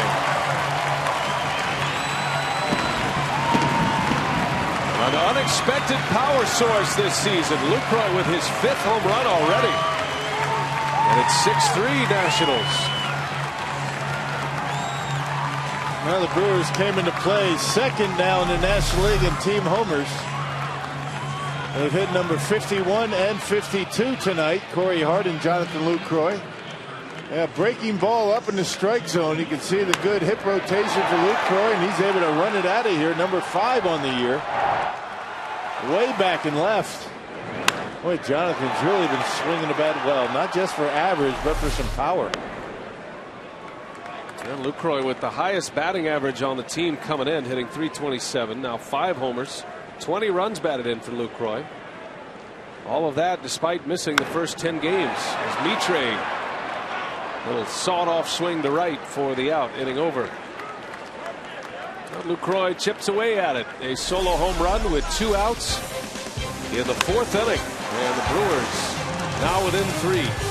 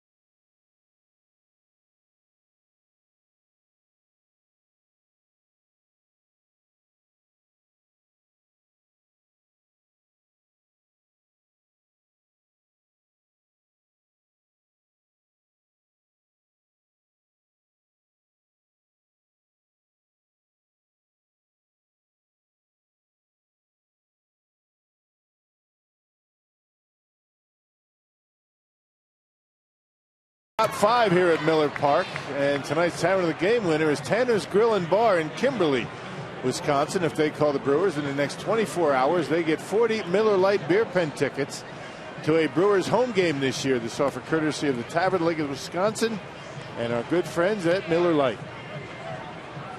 6-3, the Nationals lead the Brewers. Jonathan Lucroy with a home run to get the Brewers within striking distance. Long way to go here tonight. We're only in the 5th inning. Narveson had a rough night at the office, giving up 6 earned runs in 3 1/3. Now it's Mitre's game, and Mitre striking out the first 2 batters he faced in the 4th. He'll get a chance to start a clean inning in the 5th.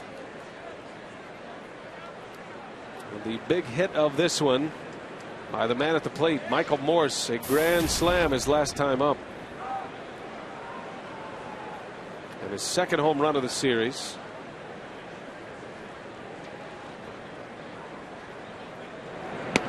Mitre starts him with a breaking ball. Let's take you back to the 3rd inning. Bases loaded, nobody out. Behind in the count, Narveson gives up a towering fly ball for a home run. Yep, 2-0 fastball. See you later. His first career grand slam. And his numbers against Chris Narveson, very, very good. There's a foul ball. 6 out of 9 against Narveson, Michael Morse. Over his career, 3 of those 6 home runs.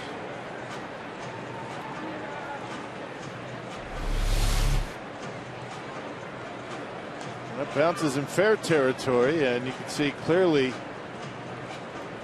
going over the bag in the air in foul territory. Once it bounces in front of third base in fair territory, it doesn't necessarily have to bounce in fair territory beyond the bag.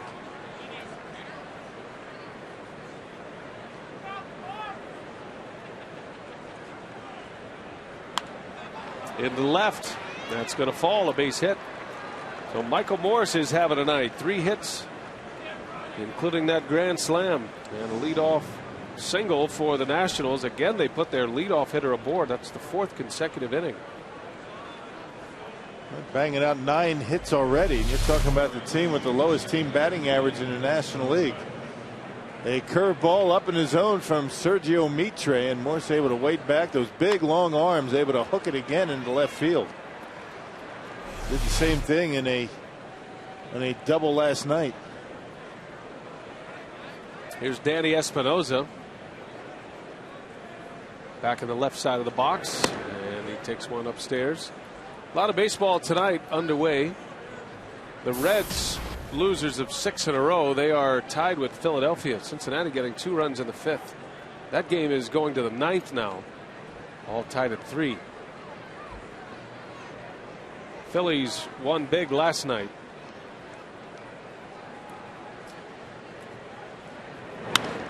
In the air to center field. Gomez drifting back, and there is out number 1. To start play today, the Cardinals had the lead in the division. They are 9 over 500. St. Louis continues to win. They've won 3 in a row now. The Reds and the Brewers tied for 2nd, 25 and 23. St. Louis is in San Diego tonight. Beat the Padres in their final at bat last night. They scored a couple of runs off Heath Bell in the 9th inning last night. Kyle McClellan tonight, 6-1 for the Cardinals against Aaron Harang for the Padres. Back end of the rotation has been pretty good. Yeah, McClellan tied for the league lead in wins. Kyle Osh thrown well.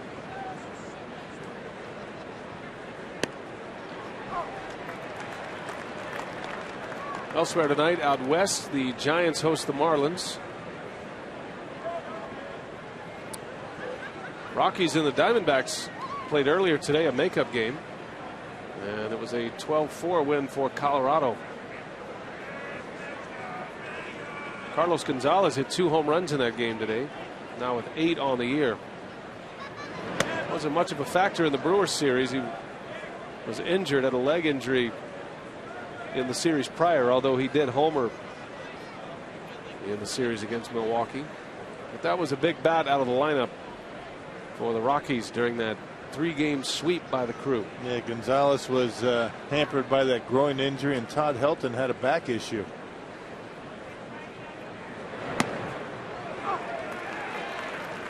Braves got a shutout tonight. 2-0. They shut out the Pirates. Jair Jurgens. How about his year? Again. 6-1 with a 1.56 ERA. Kimbrel saved it for him. The rookie closer with 13 saves. Jurgens beat Charlie Morton as the Braves shut out the Pirates 2-0. Little jam shot foul.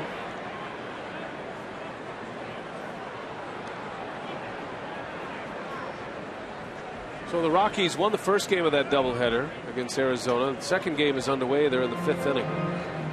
It's 2-1 Arizona.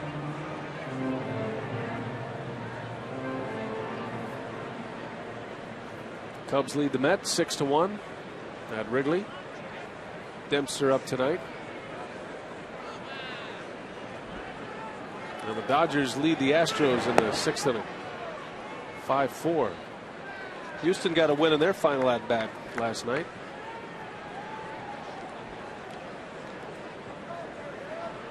Kind of interested to see that sale go through with the Astros. They announced the sale of the team and how that's going to affect Houston moving forward.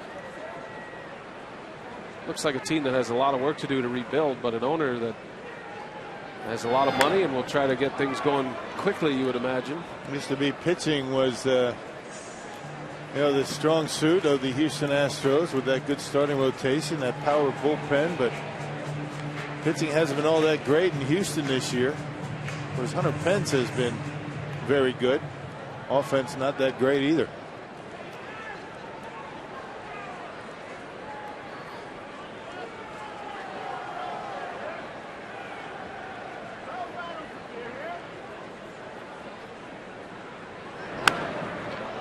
Well, you were here when Mark Atanasio took ownership of the team in 2005, and I think the Astros trying to pattern after what the Brewers did. In a couple of years they were back to 500. In 2008 they made the playoffs.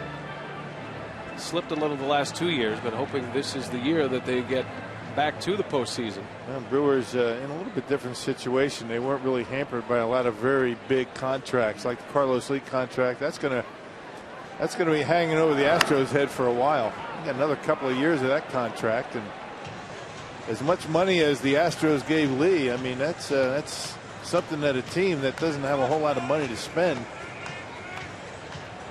kind of limits what they're able to do. The Brewers really weren't in that position when Mark took over, and a lot of young players that needed contracts going forward, and the Brewers have been able to do that. Payroll has risen every year. Attendance keeps rising, and Brewers feel like they have a good thing going here, and they're trying to capitalize on the recent success of the team after a very sluggish start, kind of a streaky start for Milwaukee. And a 4-game losing streak to start the year, a 7-game losing streak to go along with it. But they're playing good baseball right now. 11 of their last 14 games, and 2 games over 500 for the first time since April 14th.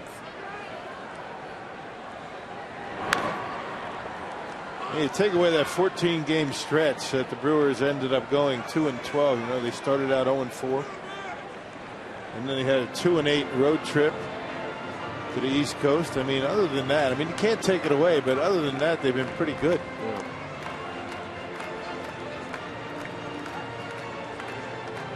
Ron Roenicke has remained patient, very upbeat manager. Almost a systematic approach in the way he goes about his business. Players continue to rave about Roenicke and the rest of the coaching staff. Another foul ball. Hairston, a long at bat.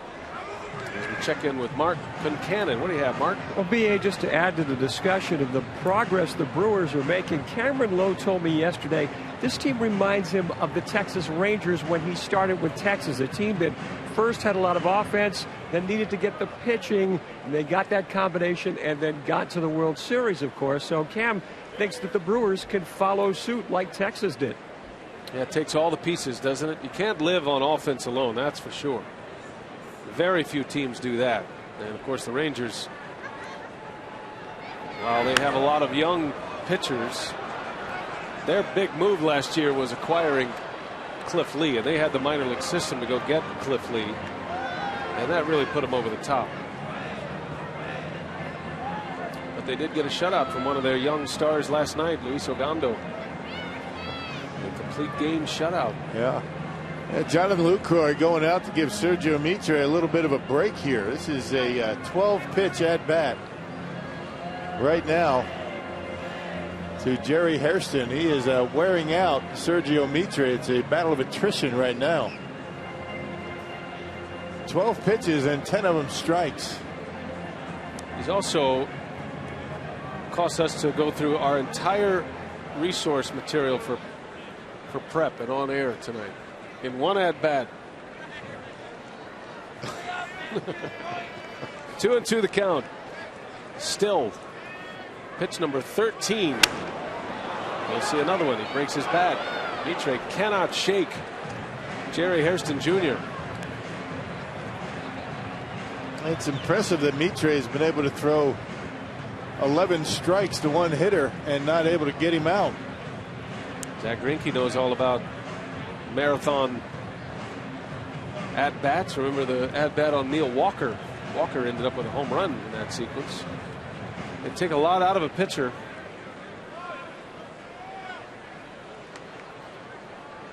The guy that's the big benefactor in that is the on deck hitter. Sees everything, huh? And there's Rick Ankiel, who just was activated off the disabled list today.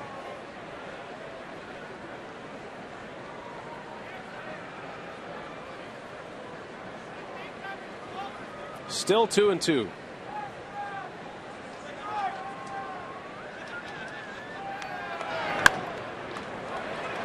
That's due justice. Double play. Nice pick by Fielder at first. It goes 6-4-3. After a long battle, Mitre gets 2 outs with 1 swing of the bat.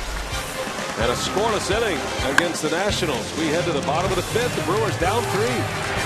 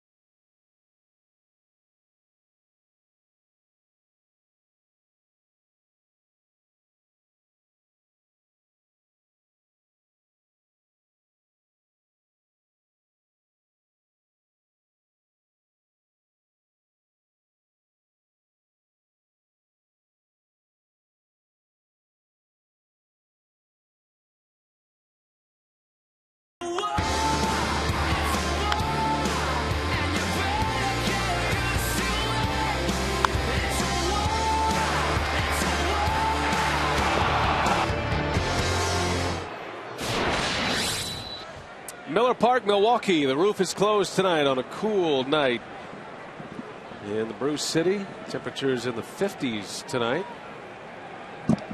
6-3 our score. The Nationals lead the Brewers as we head to the bottom of the 5th inning. Top of the order coming up. Brewers trying to continue to come back against Livan Hernandez. Rick Ankiel will stay in the game and play center field. And that moves Bernardina over to left. Bixler is out.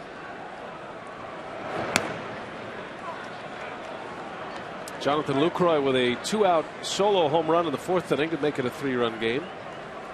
A lot of time left in this one. The Brewers would love to pick up their pitching staff with their offense here tonight. Narveson out early this evening, 3 1/3 for Chris Narveson, the starter. Yeah, it'd be nice to get Narveson off the hook here. Yeah, Narveson giving up the 6 runs. And to give you an idea how well he's pitched in the month of May, in 4 starts in May, he had given up a total of 7 runs. I guess you can't be that good all the time. Well, Narveson has really only had the 2 bad starts this season. Had a 7-run game in 2+ innings earlier this year. That was against Cincinnati. And this one tonight, giving up 6 runs in 3 1/3. But the Brewers still with a fighting chance and a lot of innings to play as Livan Hernandez continues to fidget on the mound. Ever since that pickoff attempt on Corey Hart in the 3rd inning, been trying to stay stretched out.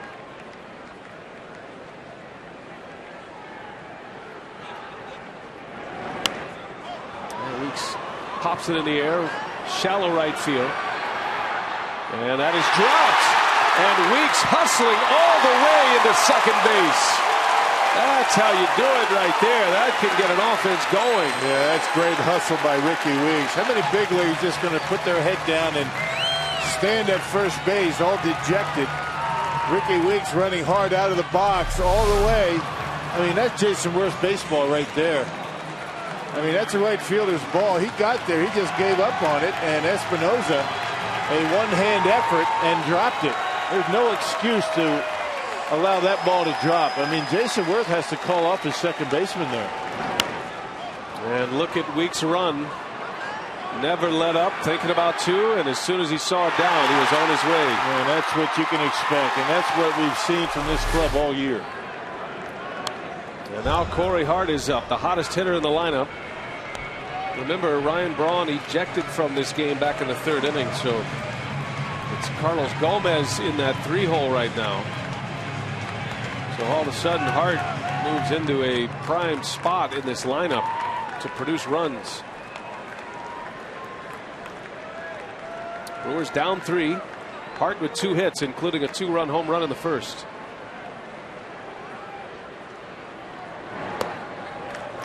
You just wonder, with Braun out of the lineup and Gomez in that spot, how much differently Hernandez will attack Corey Hart. Different kind of hitter hitting behind Corey Hart at this point.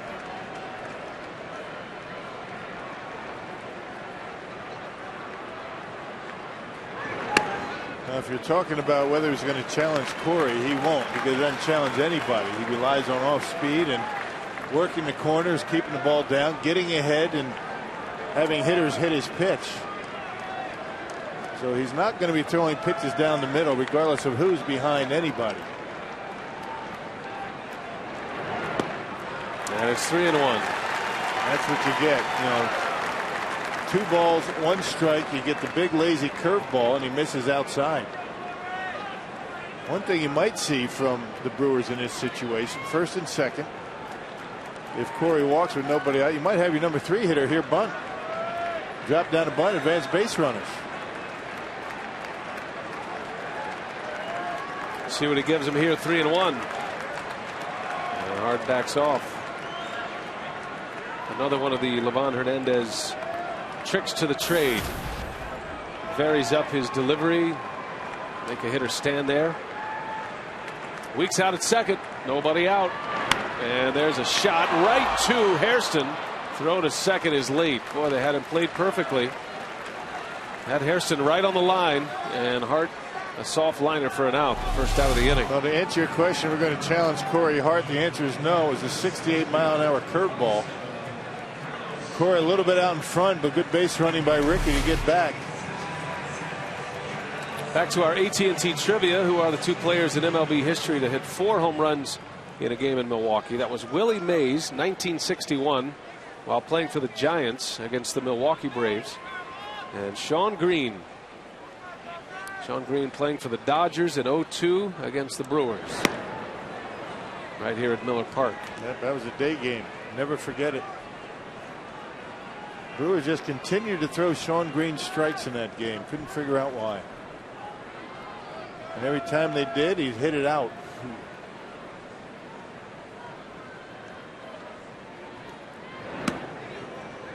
Ball and a strike on Gomez. Gomez started last night, hitting 8th in the order. He was 0 for 4. He's been swinging the bat very good here at home.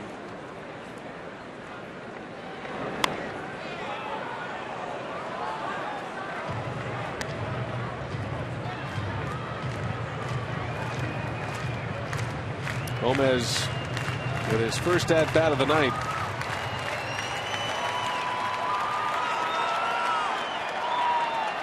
Prince Fielder would be next.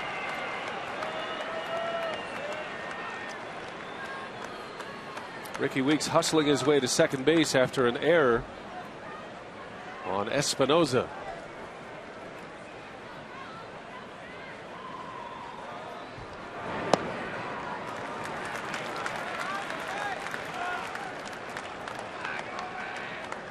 Gomez would love to reach and give Fielder a chance representing the tying run against Hernandez.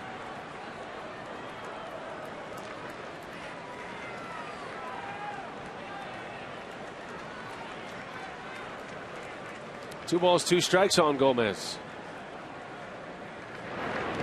And that bounces away from Ramos.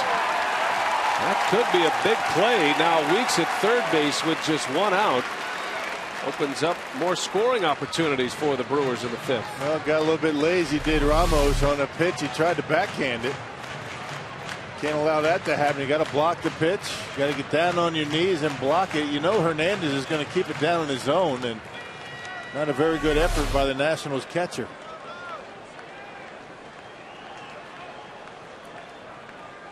Full count, Weeks at third. And Gomez strikes out.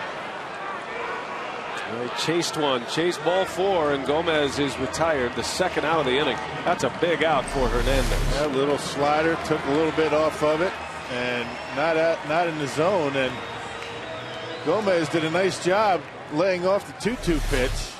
Couldn't lay off the 3-2 pitch.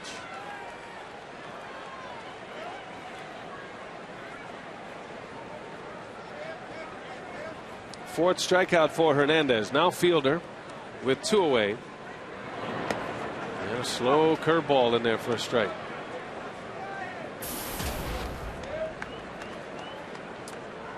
Prince now 2 for 18 lifetime against Hernandez.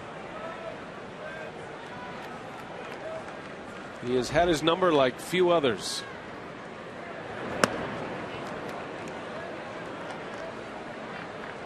So you'd figure Prince is due. Yeah, good time to get him right here. Prince homered last night, has 11 for the year, 1 behind Braun for the club high, and the National League lead as well. And a little flare that is going to be caught by Desmond, and the Brewers let a big scoring opportunity go by.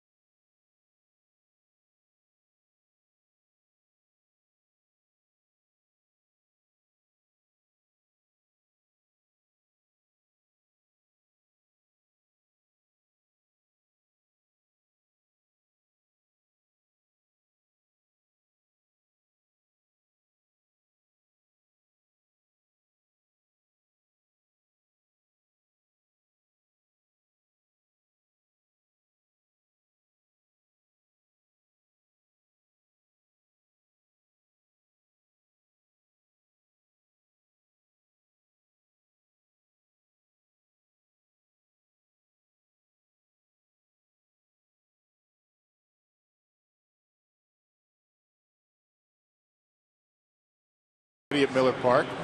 Your purchase includes one Terrace Reserve ticket to one of 13 Friday Brewers games during the season and one general admission ticket to the 2011 Wisconsin State Fair presented by U.S. Cellular.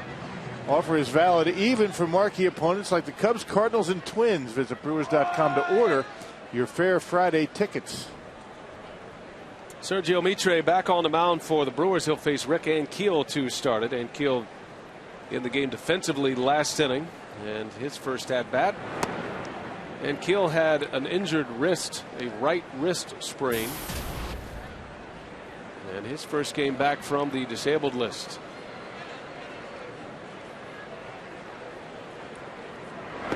Mitre has gone an inning and 2/3. Faced the minimum thus far with a couple of strikeouts. He did give up a hit, but got a double play from Jerry Hairston. So giving Ron Renicky some extended innings here. He'd love to get him through the 6th. And it's 3-0. We're getting reports from Arlington tonight where the Rangers were scheduled to host the White Sox. That game started. It was 4-2 White Sox, but now delayed by rain, and there is hail there in Arlington. Some tornadoes have been spotted around the area. Just a brutal weather system right now all through the South and Texas, Oklahoma, Missouri. Joplin was hit so hard yesterday. Just devastating images from Joplin, Missouri yesterday. Broken bat, fly ball to Hart. And the first out. Fans, vote for your favorite Brewers for the 2011 All-Star team, and you'll be eligible to win great prizes, including a night in Ryan Braun's suite with a visit from Ryan himself. For details, visit Brewers.com/All-Star.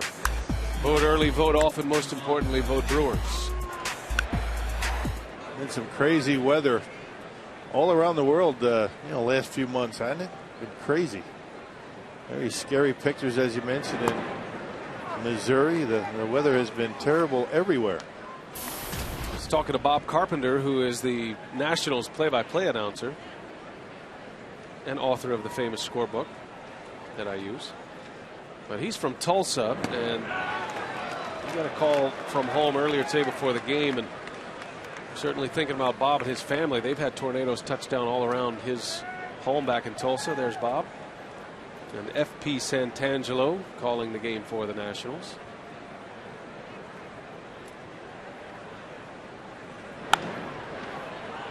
Ricky Weeks makes the play on Hernandez for the second out. And it hits close to home for the Brewers because Sean Markham is from Kansas City and not too far from Joplin.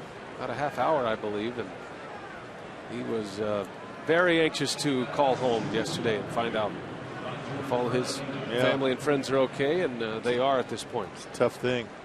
Expecting more thunderstorms and possible tornadoes tonight around Joplin. So just be thinking about those who are dealing with the tough weather. Yeah, things could be a lot worse, couldn't they? We complain about our weather here in the Milwaukee area. The cold, the rain, but it certainly could be worse.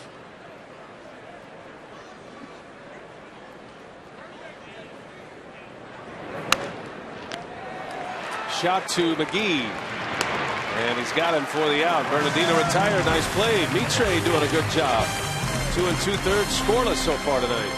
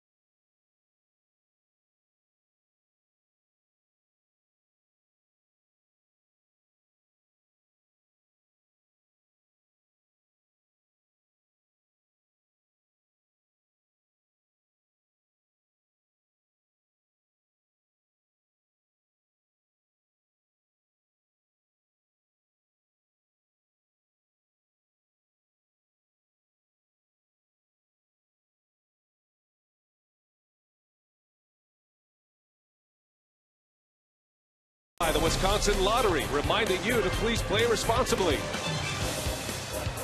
By Airtran, go, there's nothing stopping you. And by the Miller Lite Vortex bottle, taste greatness.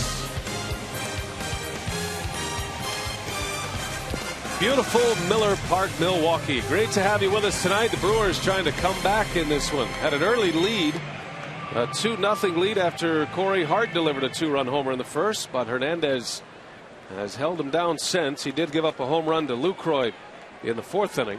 Nationals got 4 runs in the 3rd, a grand slam by Morse. And it's 6-3 as we head to the bottom of the 6th. Casey McGee will lead off. He is 0 for 2 tonight. McGee, Kotze, and Betancourt.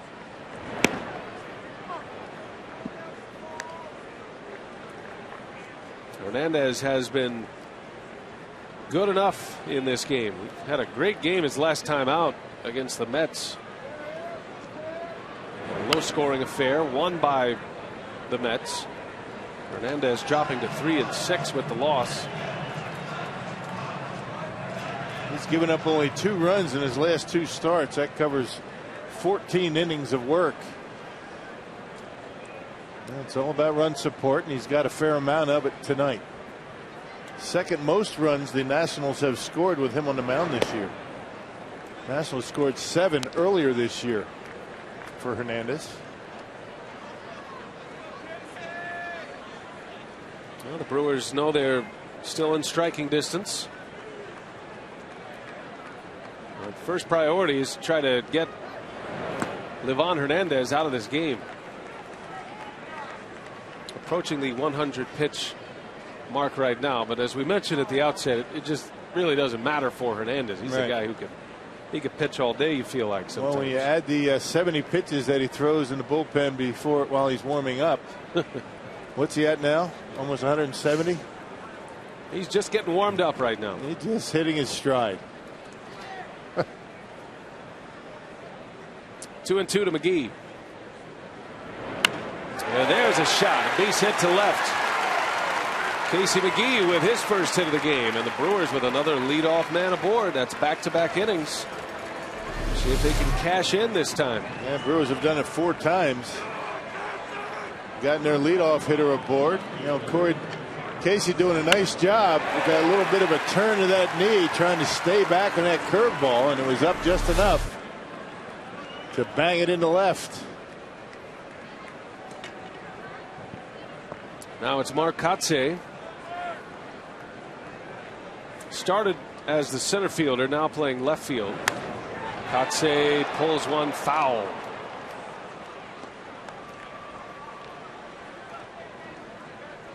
When you're facing Livan Hernandez, you're up there at the plate. It's almost as if you're a catcher catching a knuckleball. You have to be ready for anything. You got to stand there loose, spread out a little bit in that box, and just be ready for anything at any time.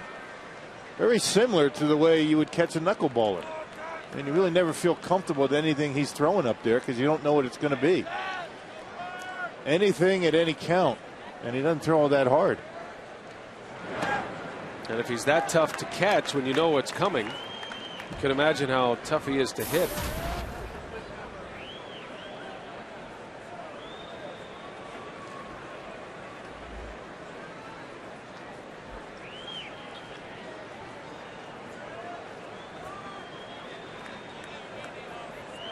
One ball, one strike on Kotze with a runner at first.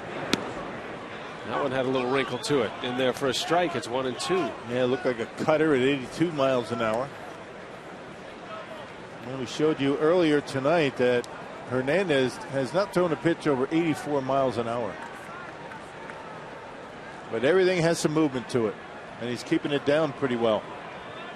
Kotze has good career numbers against Hernandez, a .340 hitter against this pitcher. Only Craig Counsell has more at-bats against Livan Hernandez than Mark Kotze. Kotze now 40 career at-bats against Hernandez.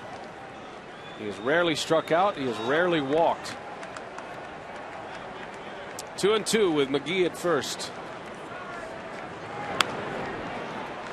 Count stays at 2 balls and 2 strikes.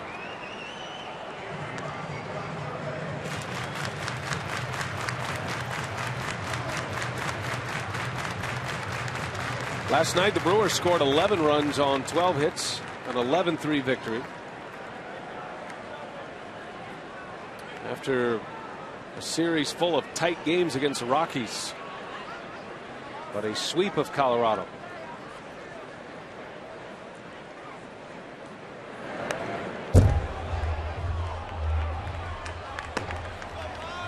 Tyler Clippard is the right-hander, the lefty Sean Burnett. We saw Burnett last night. He went a scoreless inning. Clippard we have not seen in this series. If you're wondering, Hernandez in his last start against the Mets threw 116 pitches across 7 innings. And he is at an even 100 right now. Kotze into right. But right at Worth didn't get it. And out number 1. Fredert and the Medical College of Wisconsin are offering free prostate cancer screenings at Miller Park from 7 a.m. until 1 this Thursday. The first 500 men 40 and over who complete the screening that day get a voucher for 2 free Brewers tickets to a future game. Easy for me to say. Let me say that again. You get a voucher for 2 free Brewers tickets to a future game. A lot of alliteration there with the F's. Second time's a charm. So 1 gone, and McGee still at first. Here is Betancourt. Double play ball. 4-6-3. Hernandez out of the inning. Just like that, the Brewers put another leadoff runner aboard. Cannot score.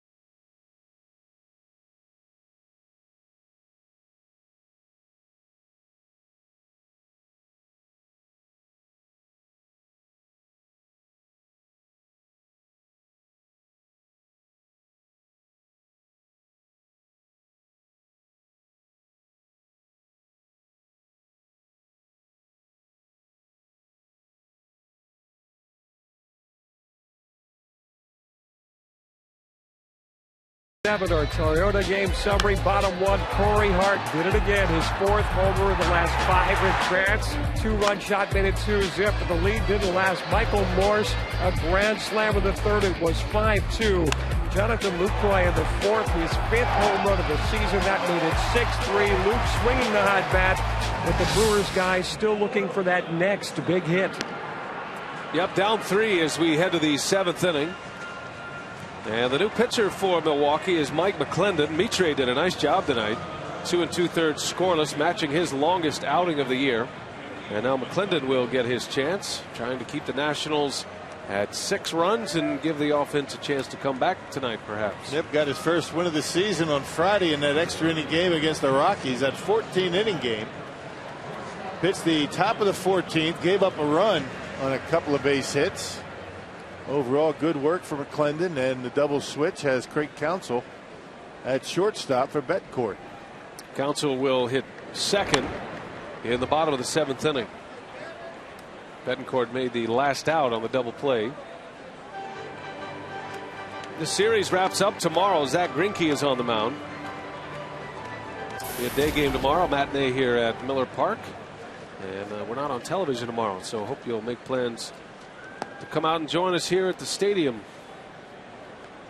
Greinke against Jason Marquis, who is 5-1 for the Nationals. Greinke 2-1, trying to get his season going a little bit. He's shown signs of greatness, but an ERA over 6.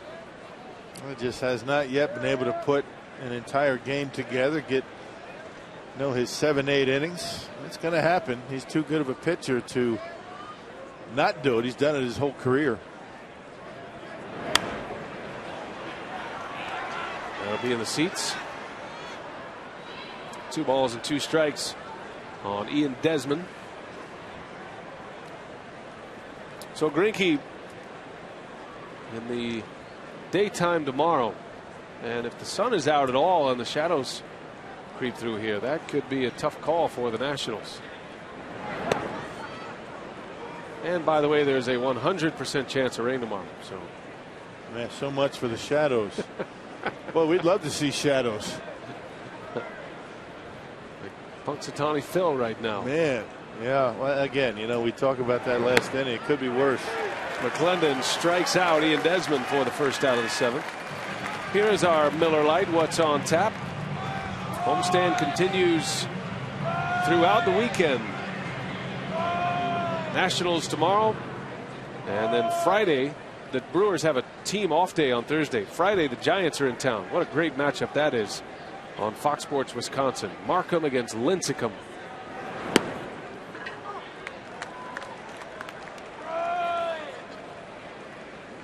The Brewers will have Markham, Wolf, and Gallardo against the Giants this weekend.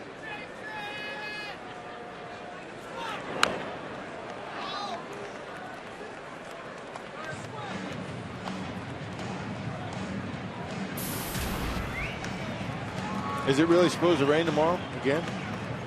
Absolutely. 100%? 100%. 102% actually. Probably not where you live, though. I'm sure you'll be able to get out on the boat. You'll be fine. As Worth is hit by a pitch. Hit him on an 0-2 pitch. Base runner for the Nationals. You didn't have plans outdoors, did you, for tomorrow? I did. You can fish in the rain. Do a lot of things in the rain. Caught him right on the elbow. Yep.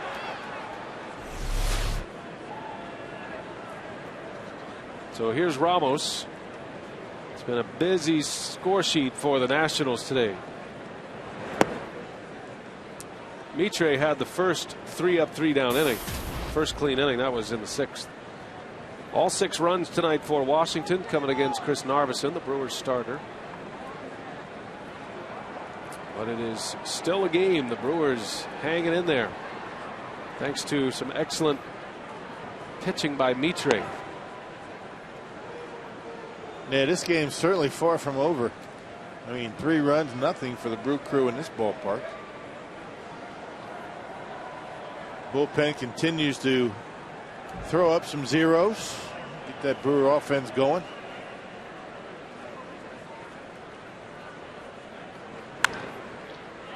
Got a chance for 2 here. Weeks will take it himself. Sets his feet and fires. Double play, 4-3. Ricky all by himself makes the turn. And McClendon out of the inning, a scoreless frame. Stretch time at Miller Park. We head to the bottom of the 7th. Brewers down 3.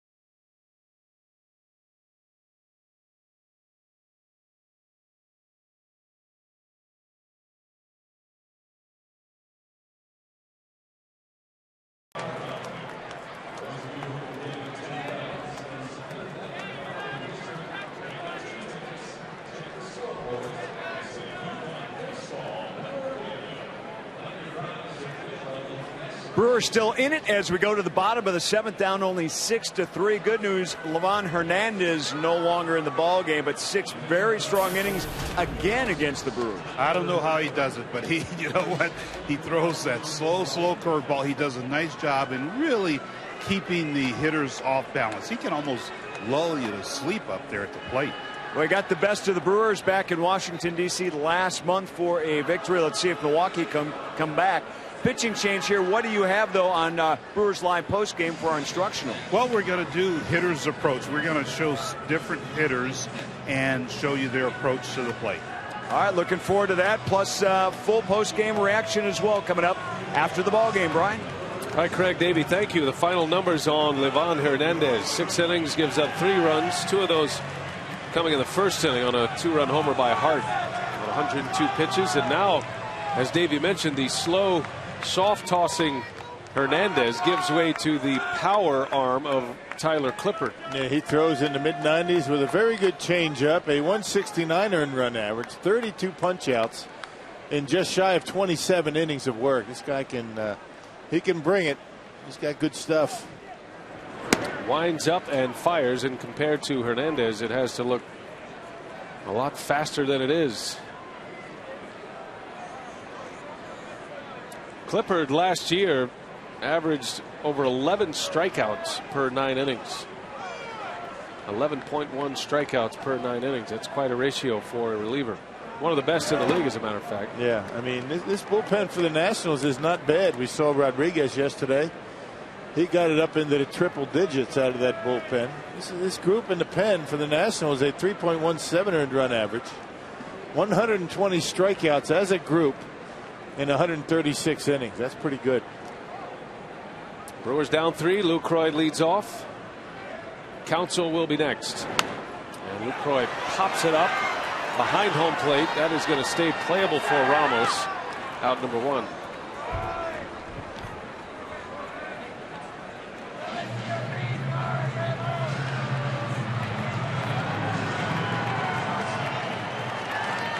So it'll be Craig Counsell, his first plate appearance tonight. Came in on the double switch last inning. At the top of the order coming up next, the Brewers could do some base runners here before you get to Weeks and Hart.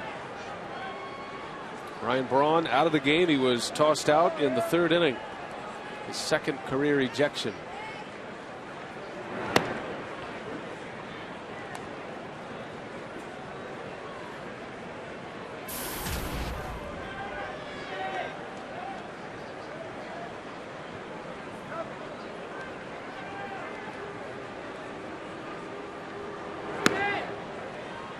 Counsell, 40 years of age. He'll be 41 in August. And still at it. It's been a great career for Craig Counsell. Such a valuable commodity. Whatever he hits, he's an excellent pinch hitter. Always gives you a good at bat. But what makes him so valuable still is the fact that he can play shortstop and play it well. So a bench player who can play 3rd, 2nd, and short. Those are rare these days. And in left field. That is true. He did have an appearance in left field this year for the first time in his career.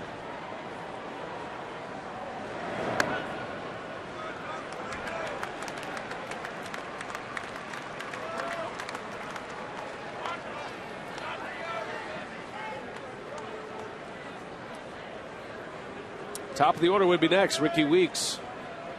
And then Corey Hart. Counsell trying to reach. Clippard down, 3 balls and a strike. And that one is low. There's a base runner. And that's what you need. You need guys on base and somebody hit one out of here.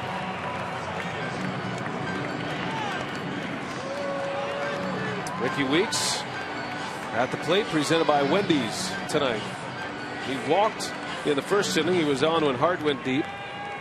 Reached on an error in the 5th. What was impressive about the error, which was a pop-up drop by the second baseman Espinosa, is the fact that Weeks, sprinting from the get-go, ends up at second base.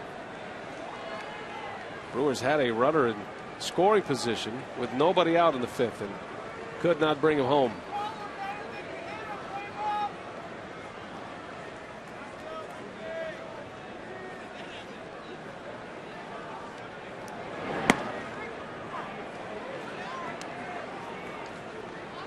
Weeks got off to a fast start with the home run ball. At 7 home runs early. His last home run came on the 9th of May against San Diego. He homered against Matt Latos. That was here at Miller Park. They come in bunches for Ricky, like a lot of guys that hit home runs. Home run hitters get streaky. Go a while without hitting one and all of a sudden get hot.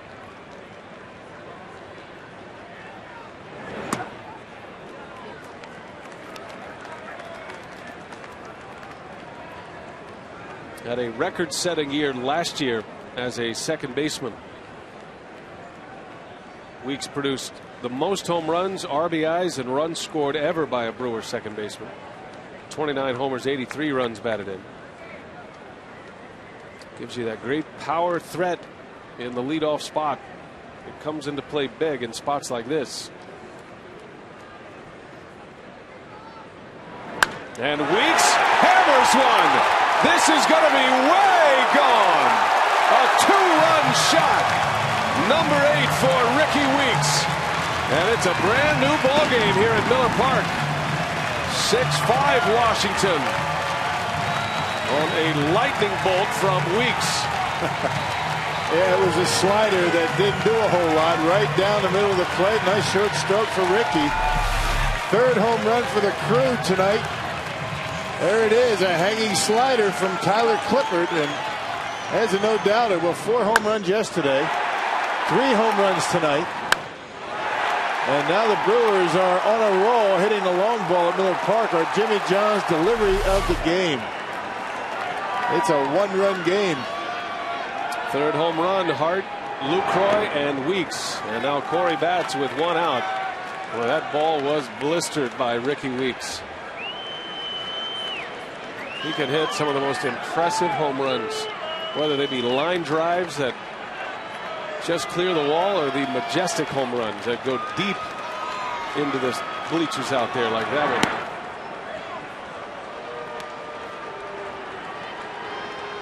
one. Yep, a mistake that was not missed by Ricky Weeks. It's amazing, isn't he? He's been on 3 times, including that error in the 5th. On base percentage continues to be around 370. He's got the power. Starting to steal bases. Clippard falling behind Corey Hart. We'll give credit to Counsell. He drew the walk with 1 out, and it was a 2-run homer by Weeks. Now Hart representing the tying run. Who had a big cut. Clippard made the right pitch there. Hart was. Yep, a changeup. He was ready to unload. They say that's his best pitch. That's his equalizer when he's in a fastball count.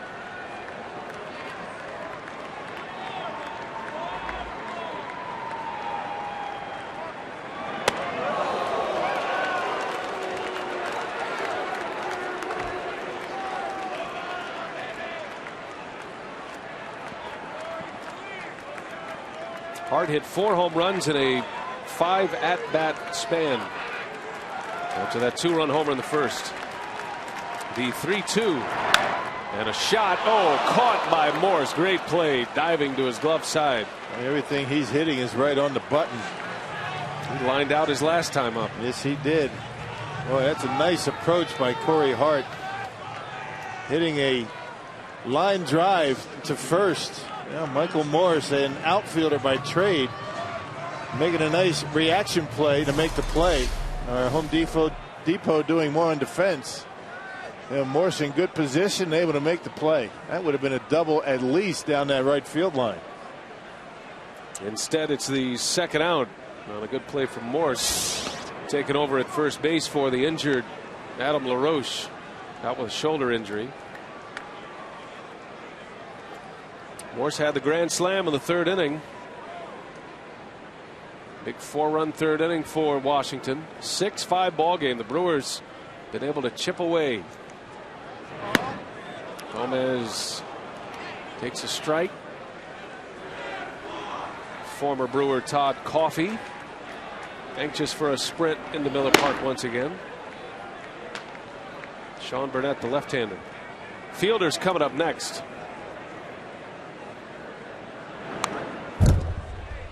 This is where you really miss Ryan Braun, not in that lineup. Braun getting thrown out on a close play at first base.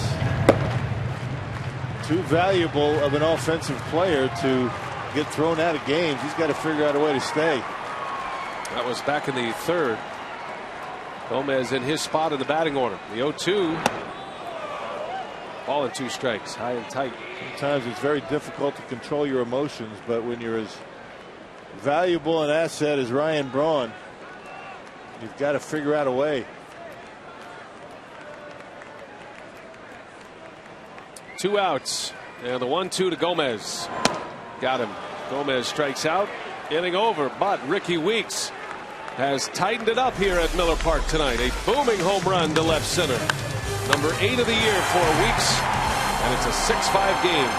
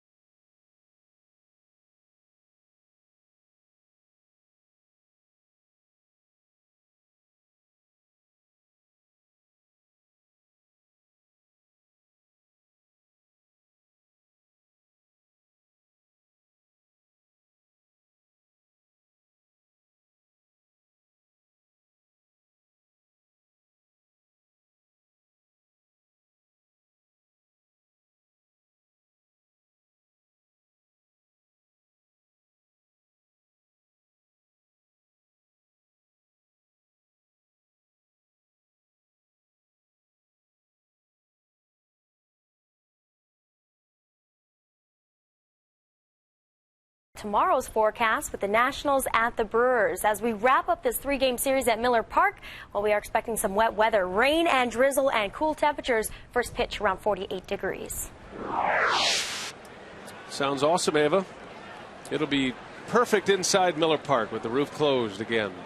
Tomorrow afternoon, final game of the series. The Brewers can secure a series win with a victory tonight and go for the sweep tomorrow. They are inching their way back. Home runs, the story tonight for Milwaukee. All of the runs scoring on homers. Corey Hart had a 2-run shot. Lucroy a solo shot in the 4th, and then Ricky Weeks just moments ago a 2-run home run.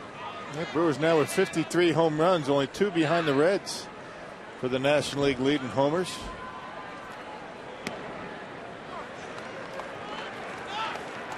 Well, Michael Morse, he's had a perfect night at the plate. That's why that double play was so important last inning, leaving Morse in the on-deck circle. Little bouncer out to Weeks. McClendon gave him the speed-up pitch. The slide step from the windup, and I think it surprised him a little bit. First time Morse has been retired tonight. A little bit behind it to get the ground ball up the middle instead of maybe a base hit to left. Always does that, or most of the time he does that with 2 strikes.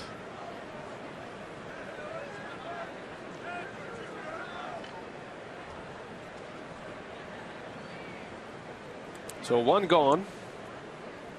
So far the Brewers are getting good work from their bullpen. Mitre 2 2/3 scoreless, and now McClendon working in his 2nd inning.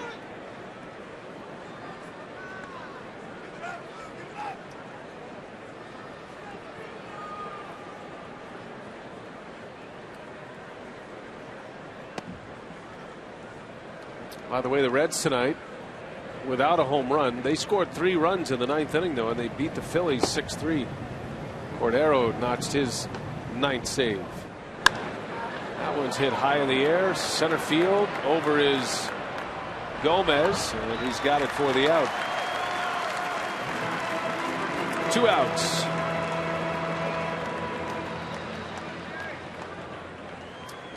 So the Brewers need a win to keep pace with the Reds, tied for 2nd in the Central Division. Cardinals later tonight. When are you going to start hawking the standings, Rock? I know you leave that to me in the first couple of months of the season. Yeah, we're talking about by mid-August. All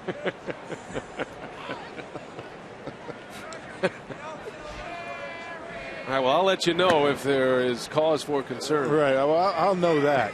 But yeah, you get yourself to about 10 games over 500, then you go from there. Then you start worrying about the standings, hanging in there. Yeah, you're a guy who likes to watch the progress of the team in the win-loss column as opposed to me, and I kind of like keeping a tab on the standings. And that's a good balance. Yeah. I'm sure there are a lot of folks out there interested in the standings, and I am too. You certainly don't want to fall too far behind. Well, I don't think it's an overstatement to say this is a must-win game tonight. You got to keep pace with the Reds, right? That's right. You got to keep pace with the Reds. That's right. You have to. It's imperative. They've already won tonight, and you know they're looking at the scoreboard. They're probably watching this game right now in full anticipation of what might happen here on May 24th. The 1-2, there it is again. Hairston was ready for it, and he singles to center field. Now you go around town and you run into Brewer fans, and somebody will say, "Hey, where are the Brewers in the standings?" And up until a couple of days ago, I wasn't sure. I said they're around 500, and I think that's the main thing. You just hang around 500, or you stay close until mid to latter part of August, then you make your run. It looks like it's going to be that kind of a division this year, the Central. Yeah, good answer, by the way. There's always a way to tap dance around a question you don't know the answer to. Right off the end of the bat, and McClendon will shovel it over to Prince. Good inning. Brewers bullpen coming up big tonight. See if the offense can keep climbing.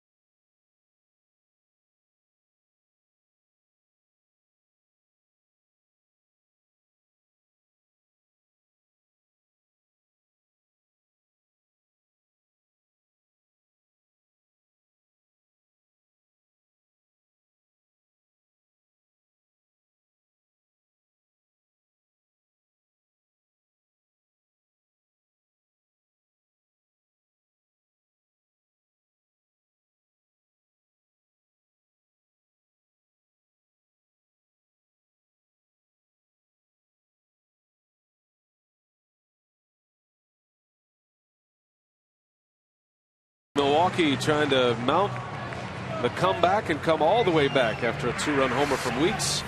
FoxSportsWisconsin.com, that's your spot. And if the lockout is a good thing for any team in the NFL, it's the Green Bay Packers. You can log on to FoxSportsWisconsin.com and find out why.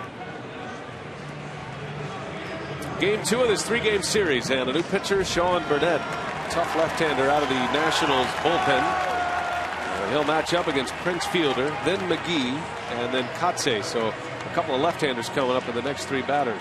Yeah, BRA a bit high for Burnett because his career has been very good. Last year with the Nationals, a 1-7 record, but a 2.14 earned run average in 73 appearances.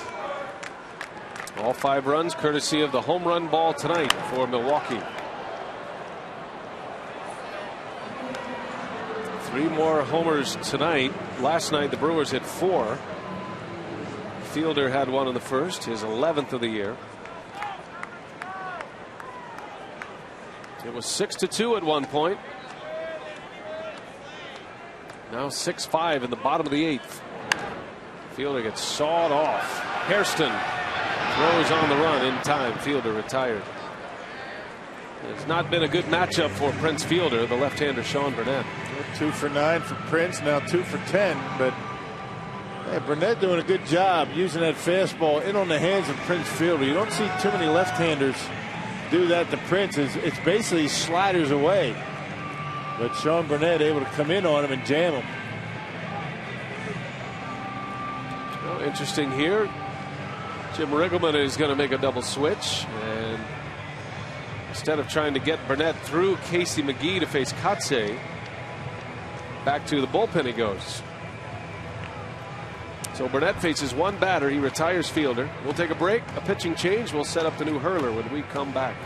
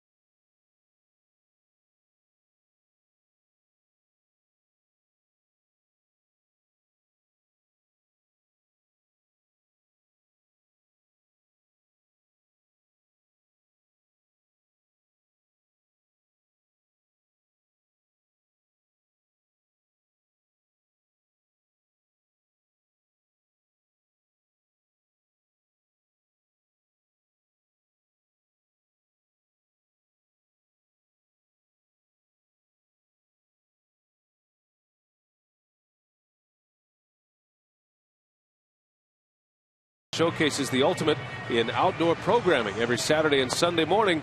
Fox Sports Wisconsin Outdoors presented by Menards. Saturdays at 6 a.m., Sundays at 8 a.m. only on Fox Sports Wisconsin.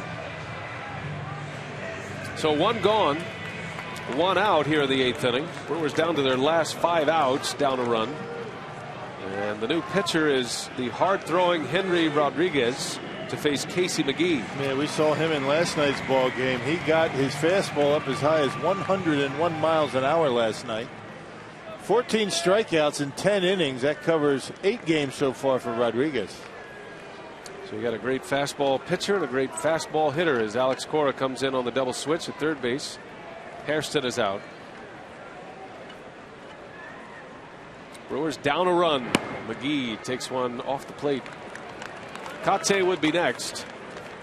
The Nationals do not have anybody warming up in the bullpen. They do have a lefty remaining, but it looks like Rodriguez will be on to try to get through this rest of the 8th inning. 2 balls, no strikes.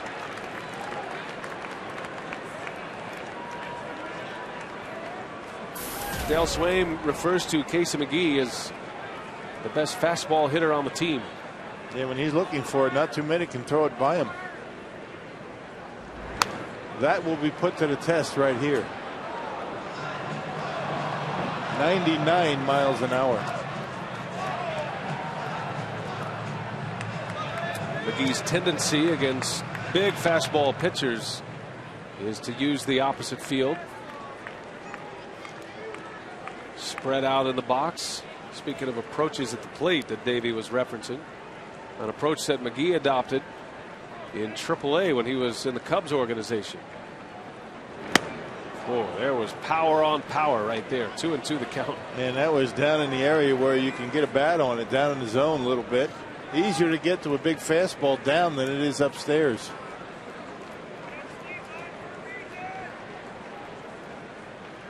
Going with a breaking ball here at 2-2. And McGee fights it off. This current batting stance that McGee has, he used to be a straight up hitter. Feet close together, more toward the back of the box, but he was in such a bad slump in AAA in 08 that he went to the plate and said, I'm just going to hit like the best hitter in baseball, Albert Pujols. Going to spread out wide and see what happens. Yeah, there are times, though, that, a little bit last year, there was a stretch where he was sitting too much down, knees bent a little bit too much. He was locking himself up, not able to rotate on fastballs in.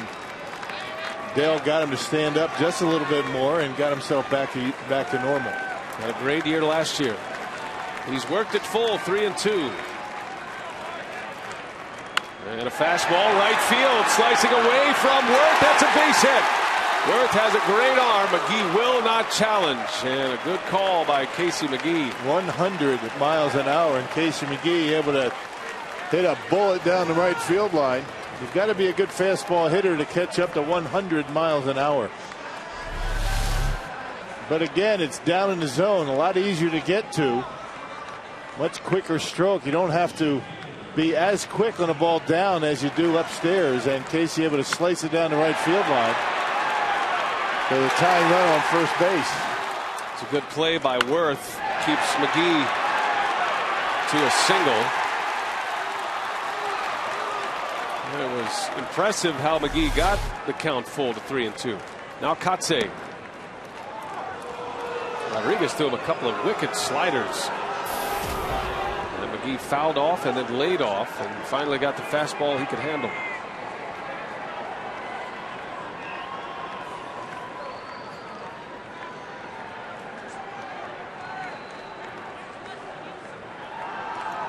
Kotsay representing the go-ahead run here in the 8th. Still looking for his first home run of the year. And it's 0-2. How about a changeup at 91 miles an hour? Pulled a string on him at 91.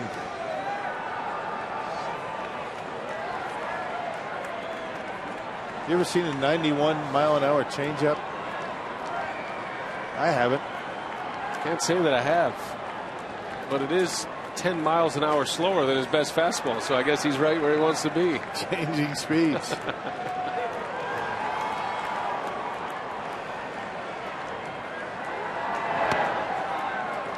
Threw him another one.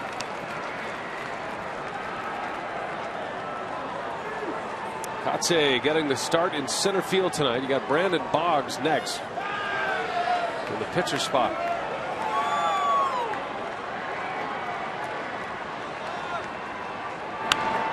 And a slicer that is going to fall foul. Count remains at a ball and 2 strikes.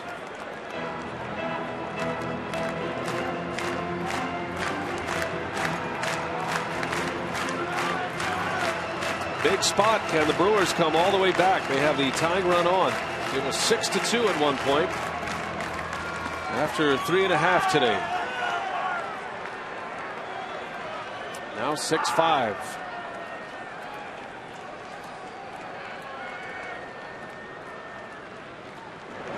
And Kotsay, a strikeout victim, just blew it right by him, 100 miles an hour. Second out of the inning. Yeah, you've got to start that bat so soon at 100 miles an hour that a lot of times you'll swing one out of the strike zone. And that's what Kotsay did there.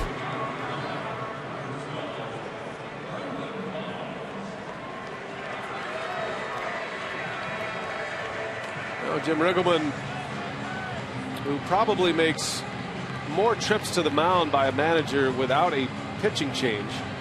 A quick scouting report on the pinch hitter Brandon Boggs.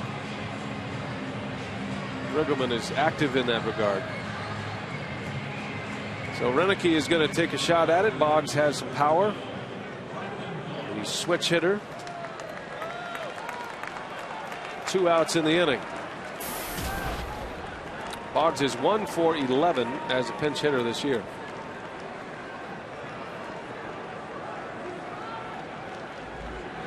If he's able to find that right center field gap, that's going to be a run because they are shaded around toward left. And Keel is, and Bernardino very shallow in left field. And a lot of room out in that right center field gap. And McGee will be on the move with contact. And it's 2 balls, no strikes on Boggs. Now he can really dial in to one spot.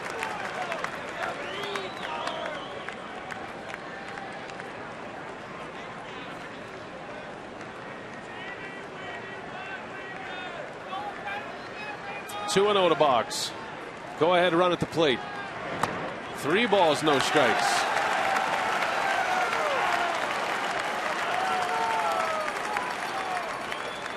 Well, let him swing. Why not? See if we can find that gap out in right center. Better yet, maybe knock one out of here. Free hack on 3 and 0. Ball 4. Walked him on 4 straight. So a walk and a pinch hit appearance for Boggs, and now the tying run is in scoring position. The go-ahead run is aboard, and it's going to be Jonathan Lucroy, who's been one of the hotter hitters over the last 3 weeks. And Lucroy homered back in the 4th inning for the 3rd Brewers run. That is now his 5th home run of the season. Yep, fastball up in the zone and knocked it out of here way back deep into that Brewers bullpen. 2 outs, 2 on. Lucroy at the plate. His home run came with 2 outs back in the 4th. There's a strike, 99-mile-an-hour fastball.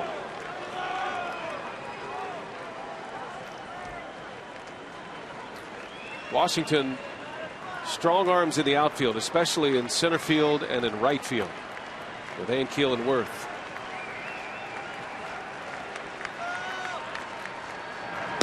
There's a breaking ball. Well, that's tough there. Yeah, he gets that over. You're in trouble. Quickly 0-2.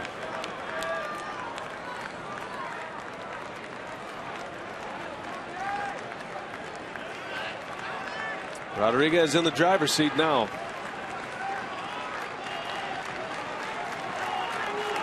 Two on, 2 out. Lucroy down 0-2. And a bouncer over to third, foul. Throw up another breaking ball.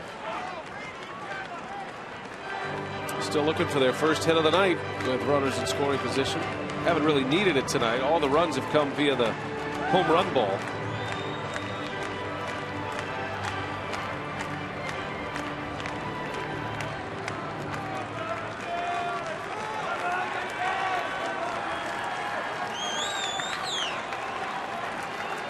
Jonathan Lucroy. Chance to tie it up or maybe give the Brewers the lead. And it's down the right field line. That is slicing. That is a fair ball. McGee will score. And here comes Boggs. The throw to the plate. And the collision. He is safe at home. The ball popped free. Well done, the Brewers Boggs. take the lead. Wow. Wasn't sure. Couldn't see where the ball was. Not sure if Ramos ever had it, but if he did, Boggs able to knock it out. Very aggressive. Eddie Cedar sending Boggs all the way from first base. Good sequence, and here's the pitch that really got into the head of Jonathan Lucroy, able to foul off a tough curveball. And then a slice job on a fastball in right down that right field line. The Brewers fortunate that ball didn't bounce in the seats. And now watch Brendan Boggs. He never slows down. Ramos has the baseball. Actually, he doesn't. You can see it right by the bat. He never had it. And the Brewers with a 1-run lead. How about that? That was something else. The baseball ended up tucked inside the bat. Yep, popped right out of his glove. A great angle there as Boggs plows over Ramos. Well, that was a pretty good throw to the catcher, but Ramos not able to handle it, and the Brewers take the lead. Now Craig Counsell, 2 RBI single for Lucroy, and another look at it courtesy of Foxmo. He was in pretty good position, but you can see he's worried more about Brandon Boggs than that baseball. Took his eye off of it. He assumed it was going to be in the glove and never had it. He heard footsteps.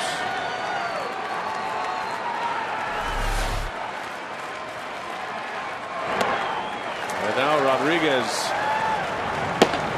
in trouble here as Axford gets loose. The Brewers closer preparing for the ninth. The Brewers have come all the way back. They were down 6-2. Now 7-6. Brandon Boggs draws a key walk and then scores the go-ahead run. Yeah, good to have that speed on first base.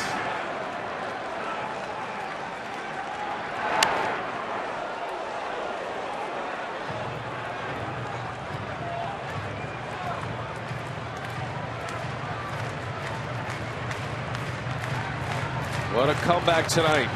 Can the Brewers keep it going? They have won 7 straight at Miller Park. And now a lead in the bottom of the 8th inning. Man, how about Jonathan Lucroy hanging in there on a tough fastball. Slices it down the line. 3 more RBIs for Jonathan tonight. RBI machine at the bottom of the order. On this homestand alone, this is the 5th game. Lucroy has 6 RBIs, and he's 6 for 12 at the plate. None bigger than the 2 he just drove in. Runner goes. Counsell fouls it off his foot. Lucroy has always been known as a good hitting catcher all through the minor league system. Everybody that talked about Lucroy mentioned his offense, but I don't think anybody expected this kind of success at the major league level. And he is hitting at a record pace right now for Brewers catchers. And hitting good pitching. Got down 0-2 against Rodriguez.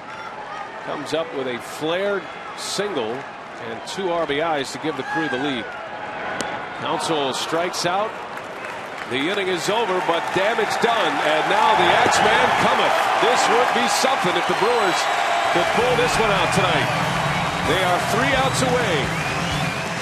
Axford on for the save when we come back.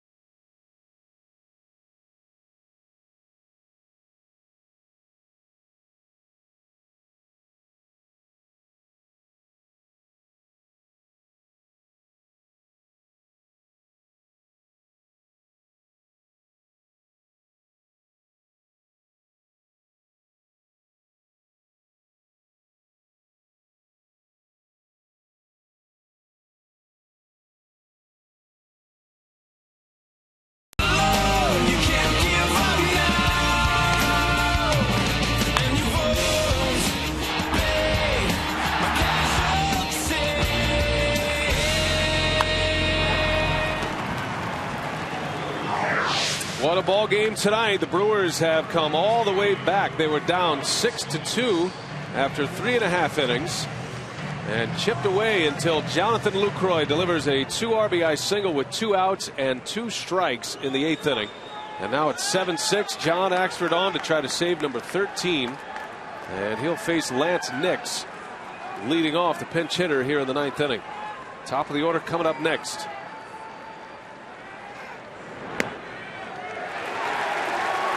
Axford has been so good as of late. Had a couple of blown saves early. First 2 weeks of the season, but Axford has found it once again. He was not available last night. 3 consecutive days on the mound. But fresh and ready to go tonight. Well, picked up save number 12 of the season on Sunday against Colorado. Pitched a clean 9th inning. He's been very good as of late. Last 15 appearances, a .240 earned run average. Well, the Brewers have not been able to come back very often. As a matter of fact, their largest comeback win, they were down 2 runs. And that actually just happened against the Rockies over the weekend. The Brewers were down 4 runs tonight.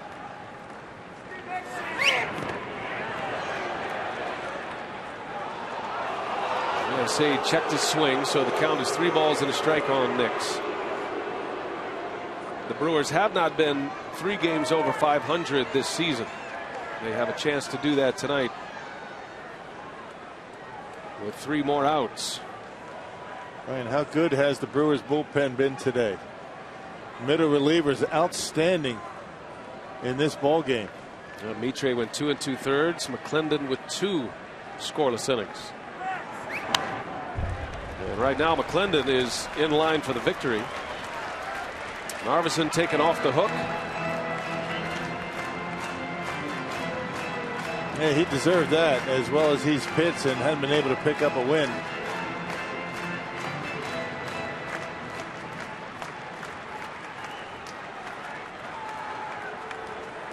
Full count to Nix. Brewers lead by a run in the 9th. And Nix takes a called strike 3. Axford pours one in, 94 miles an hour. Yeah, right in on his hands. Lucroy set up right on the corner. And Axford hit the glove. Plenty of the plate, and home plate umpire rings it up. There's a big out.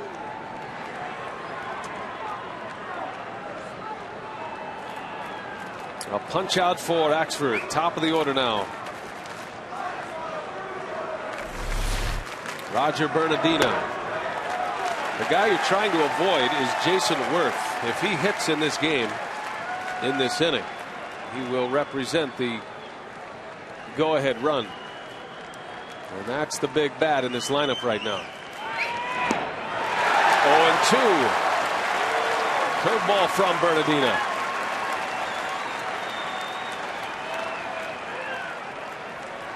Desmond would be next, then Worth.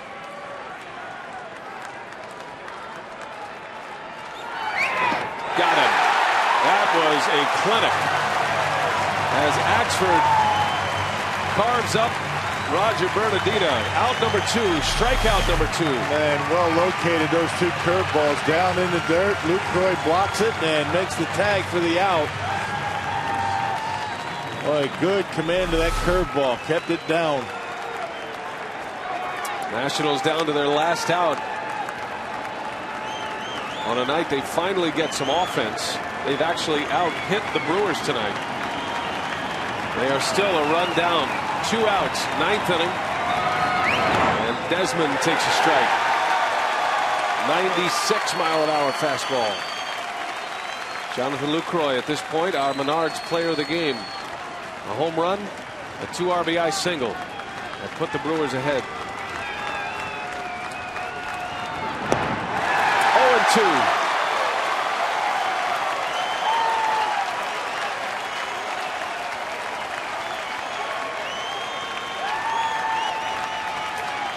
The Brewers trying to win a game for the 4th time on this homestand after being out-hit. The 0-2 pitch.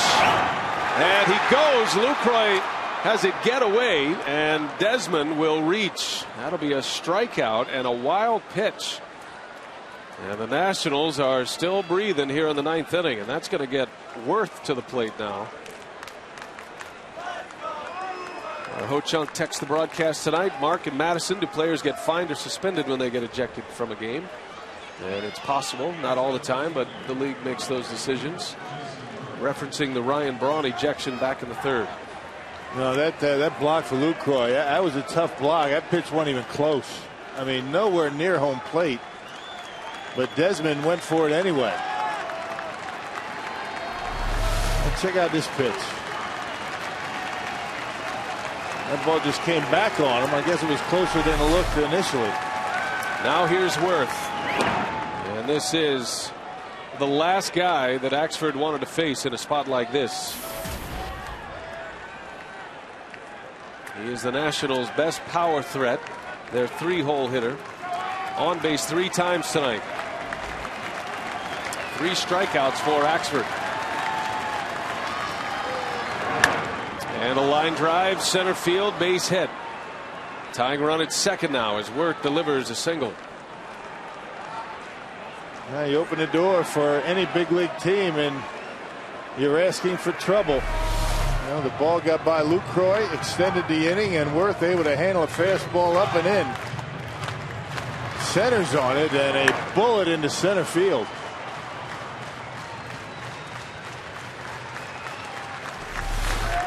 Two on now. Tying run and the go-ahead run on the bases. And the young catcher coming up, Wilson Ramos. The man who dropped the ball in that collision with Brandon Boggs that allowed the Brewers to take the lead. He gets a chance at redemption here in the 9th.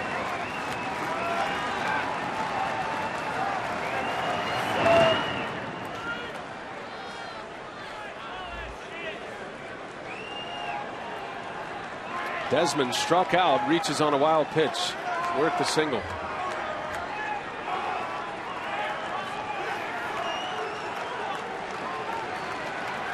Boggs scored the go-ahead run, hoping it's enough.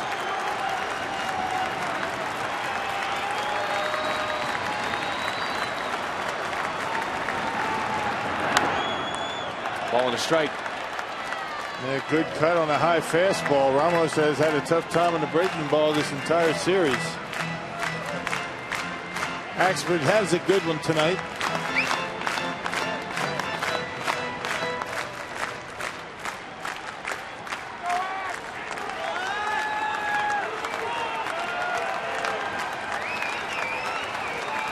One ball, one strike on Ramos. And a curveball missed, barely. Ramos able to take it, and it's 2 balls and a strike. Axford is not afraid to throw his breaking ball down in the count. That's what makes him so good. Well, right now, you know, Ramos is looking fastball. Let's see what they give him. 2 on, 2 out. And he missed with a fastball. Tried to reach back for a little extra. Now it's 3 balls and a strike. We got Michael Morse on deck.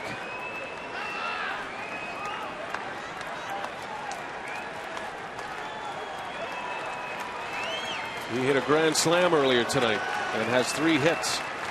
Big pitch. 3-1. Walked him. Bases loaded. It can turn around that quickly. And Michael Morse will step up to the plate again with the bases loaded. The last time he was up with the bases full, he went deep. His first career grand slam. That was in the 3rd inning, and that gave Washington a 5-2 lead at the time. Brewers fans will never forget Josh Willingham. 2 years ago in July, he hit 2 grand slams in a game against Milwaukee. And the Brewers want no part of repeating that history here tonight.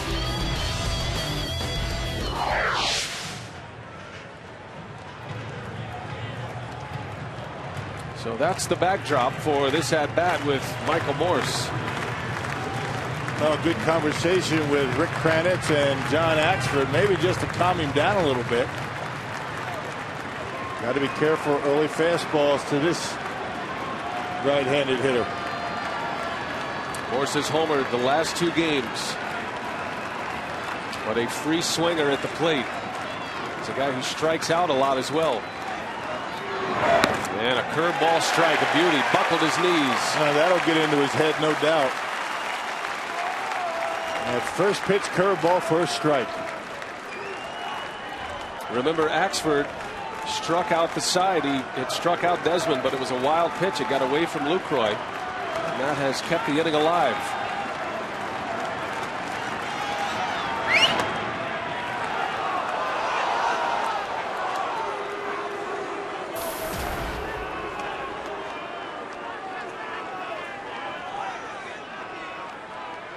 Morse with 3 hits tonight. A double, a home run, and a single. Triple away from the cycle.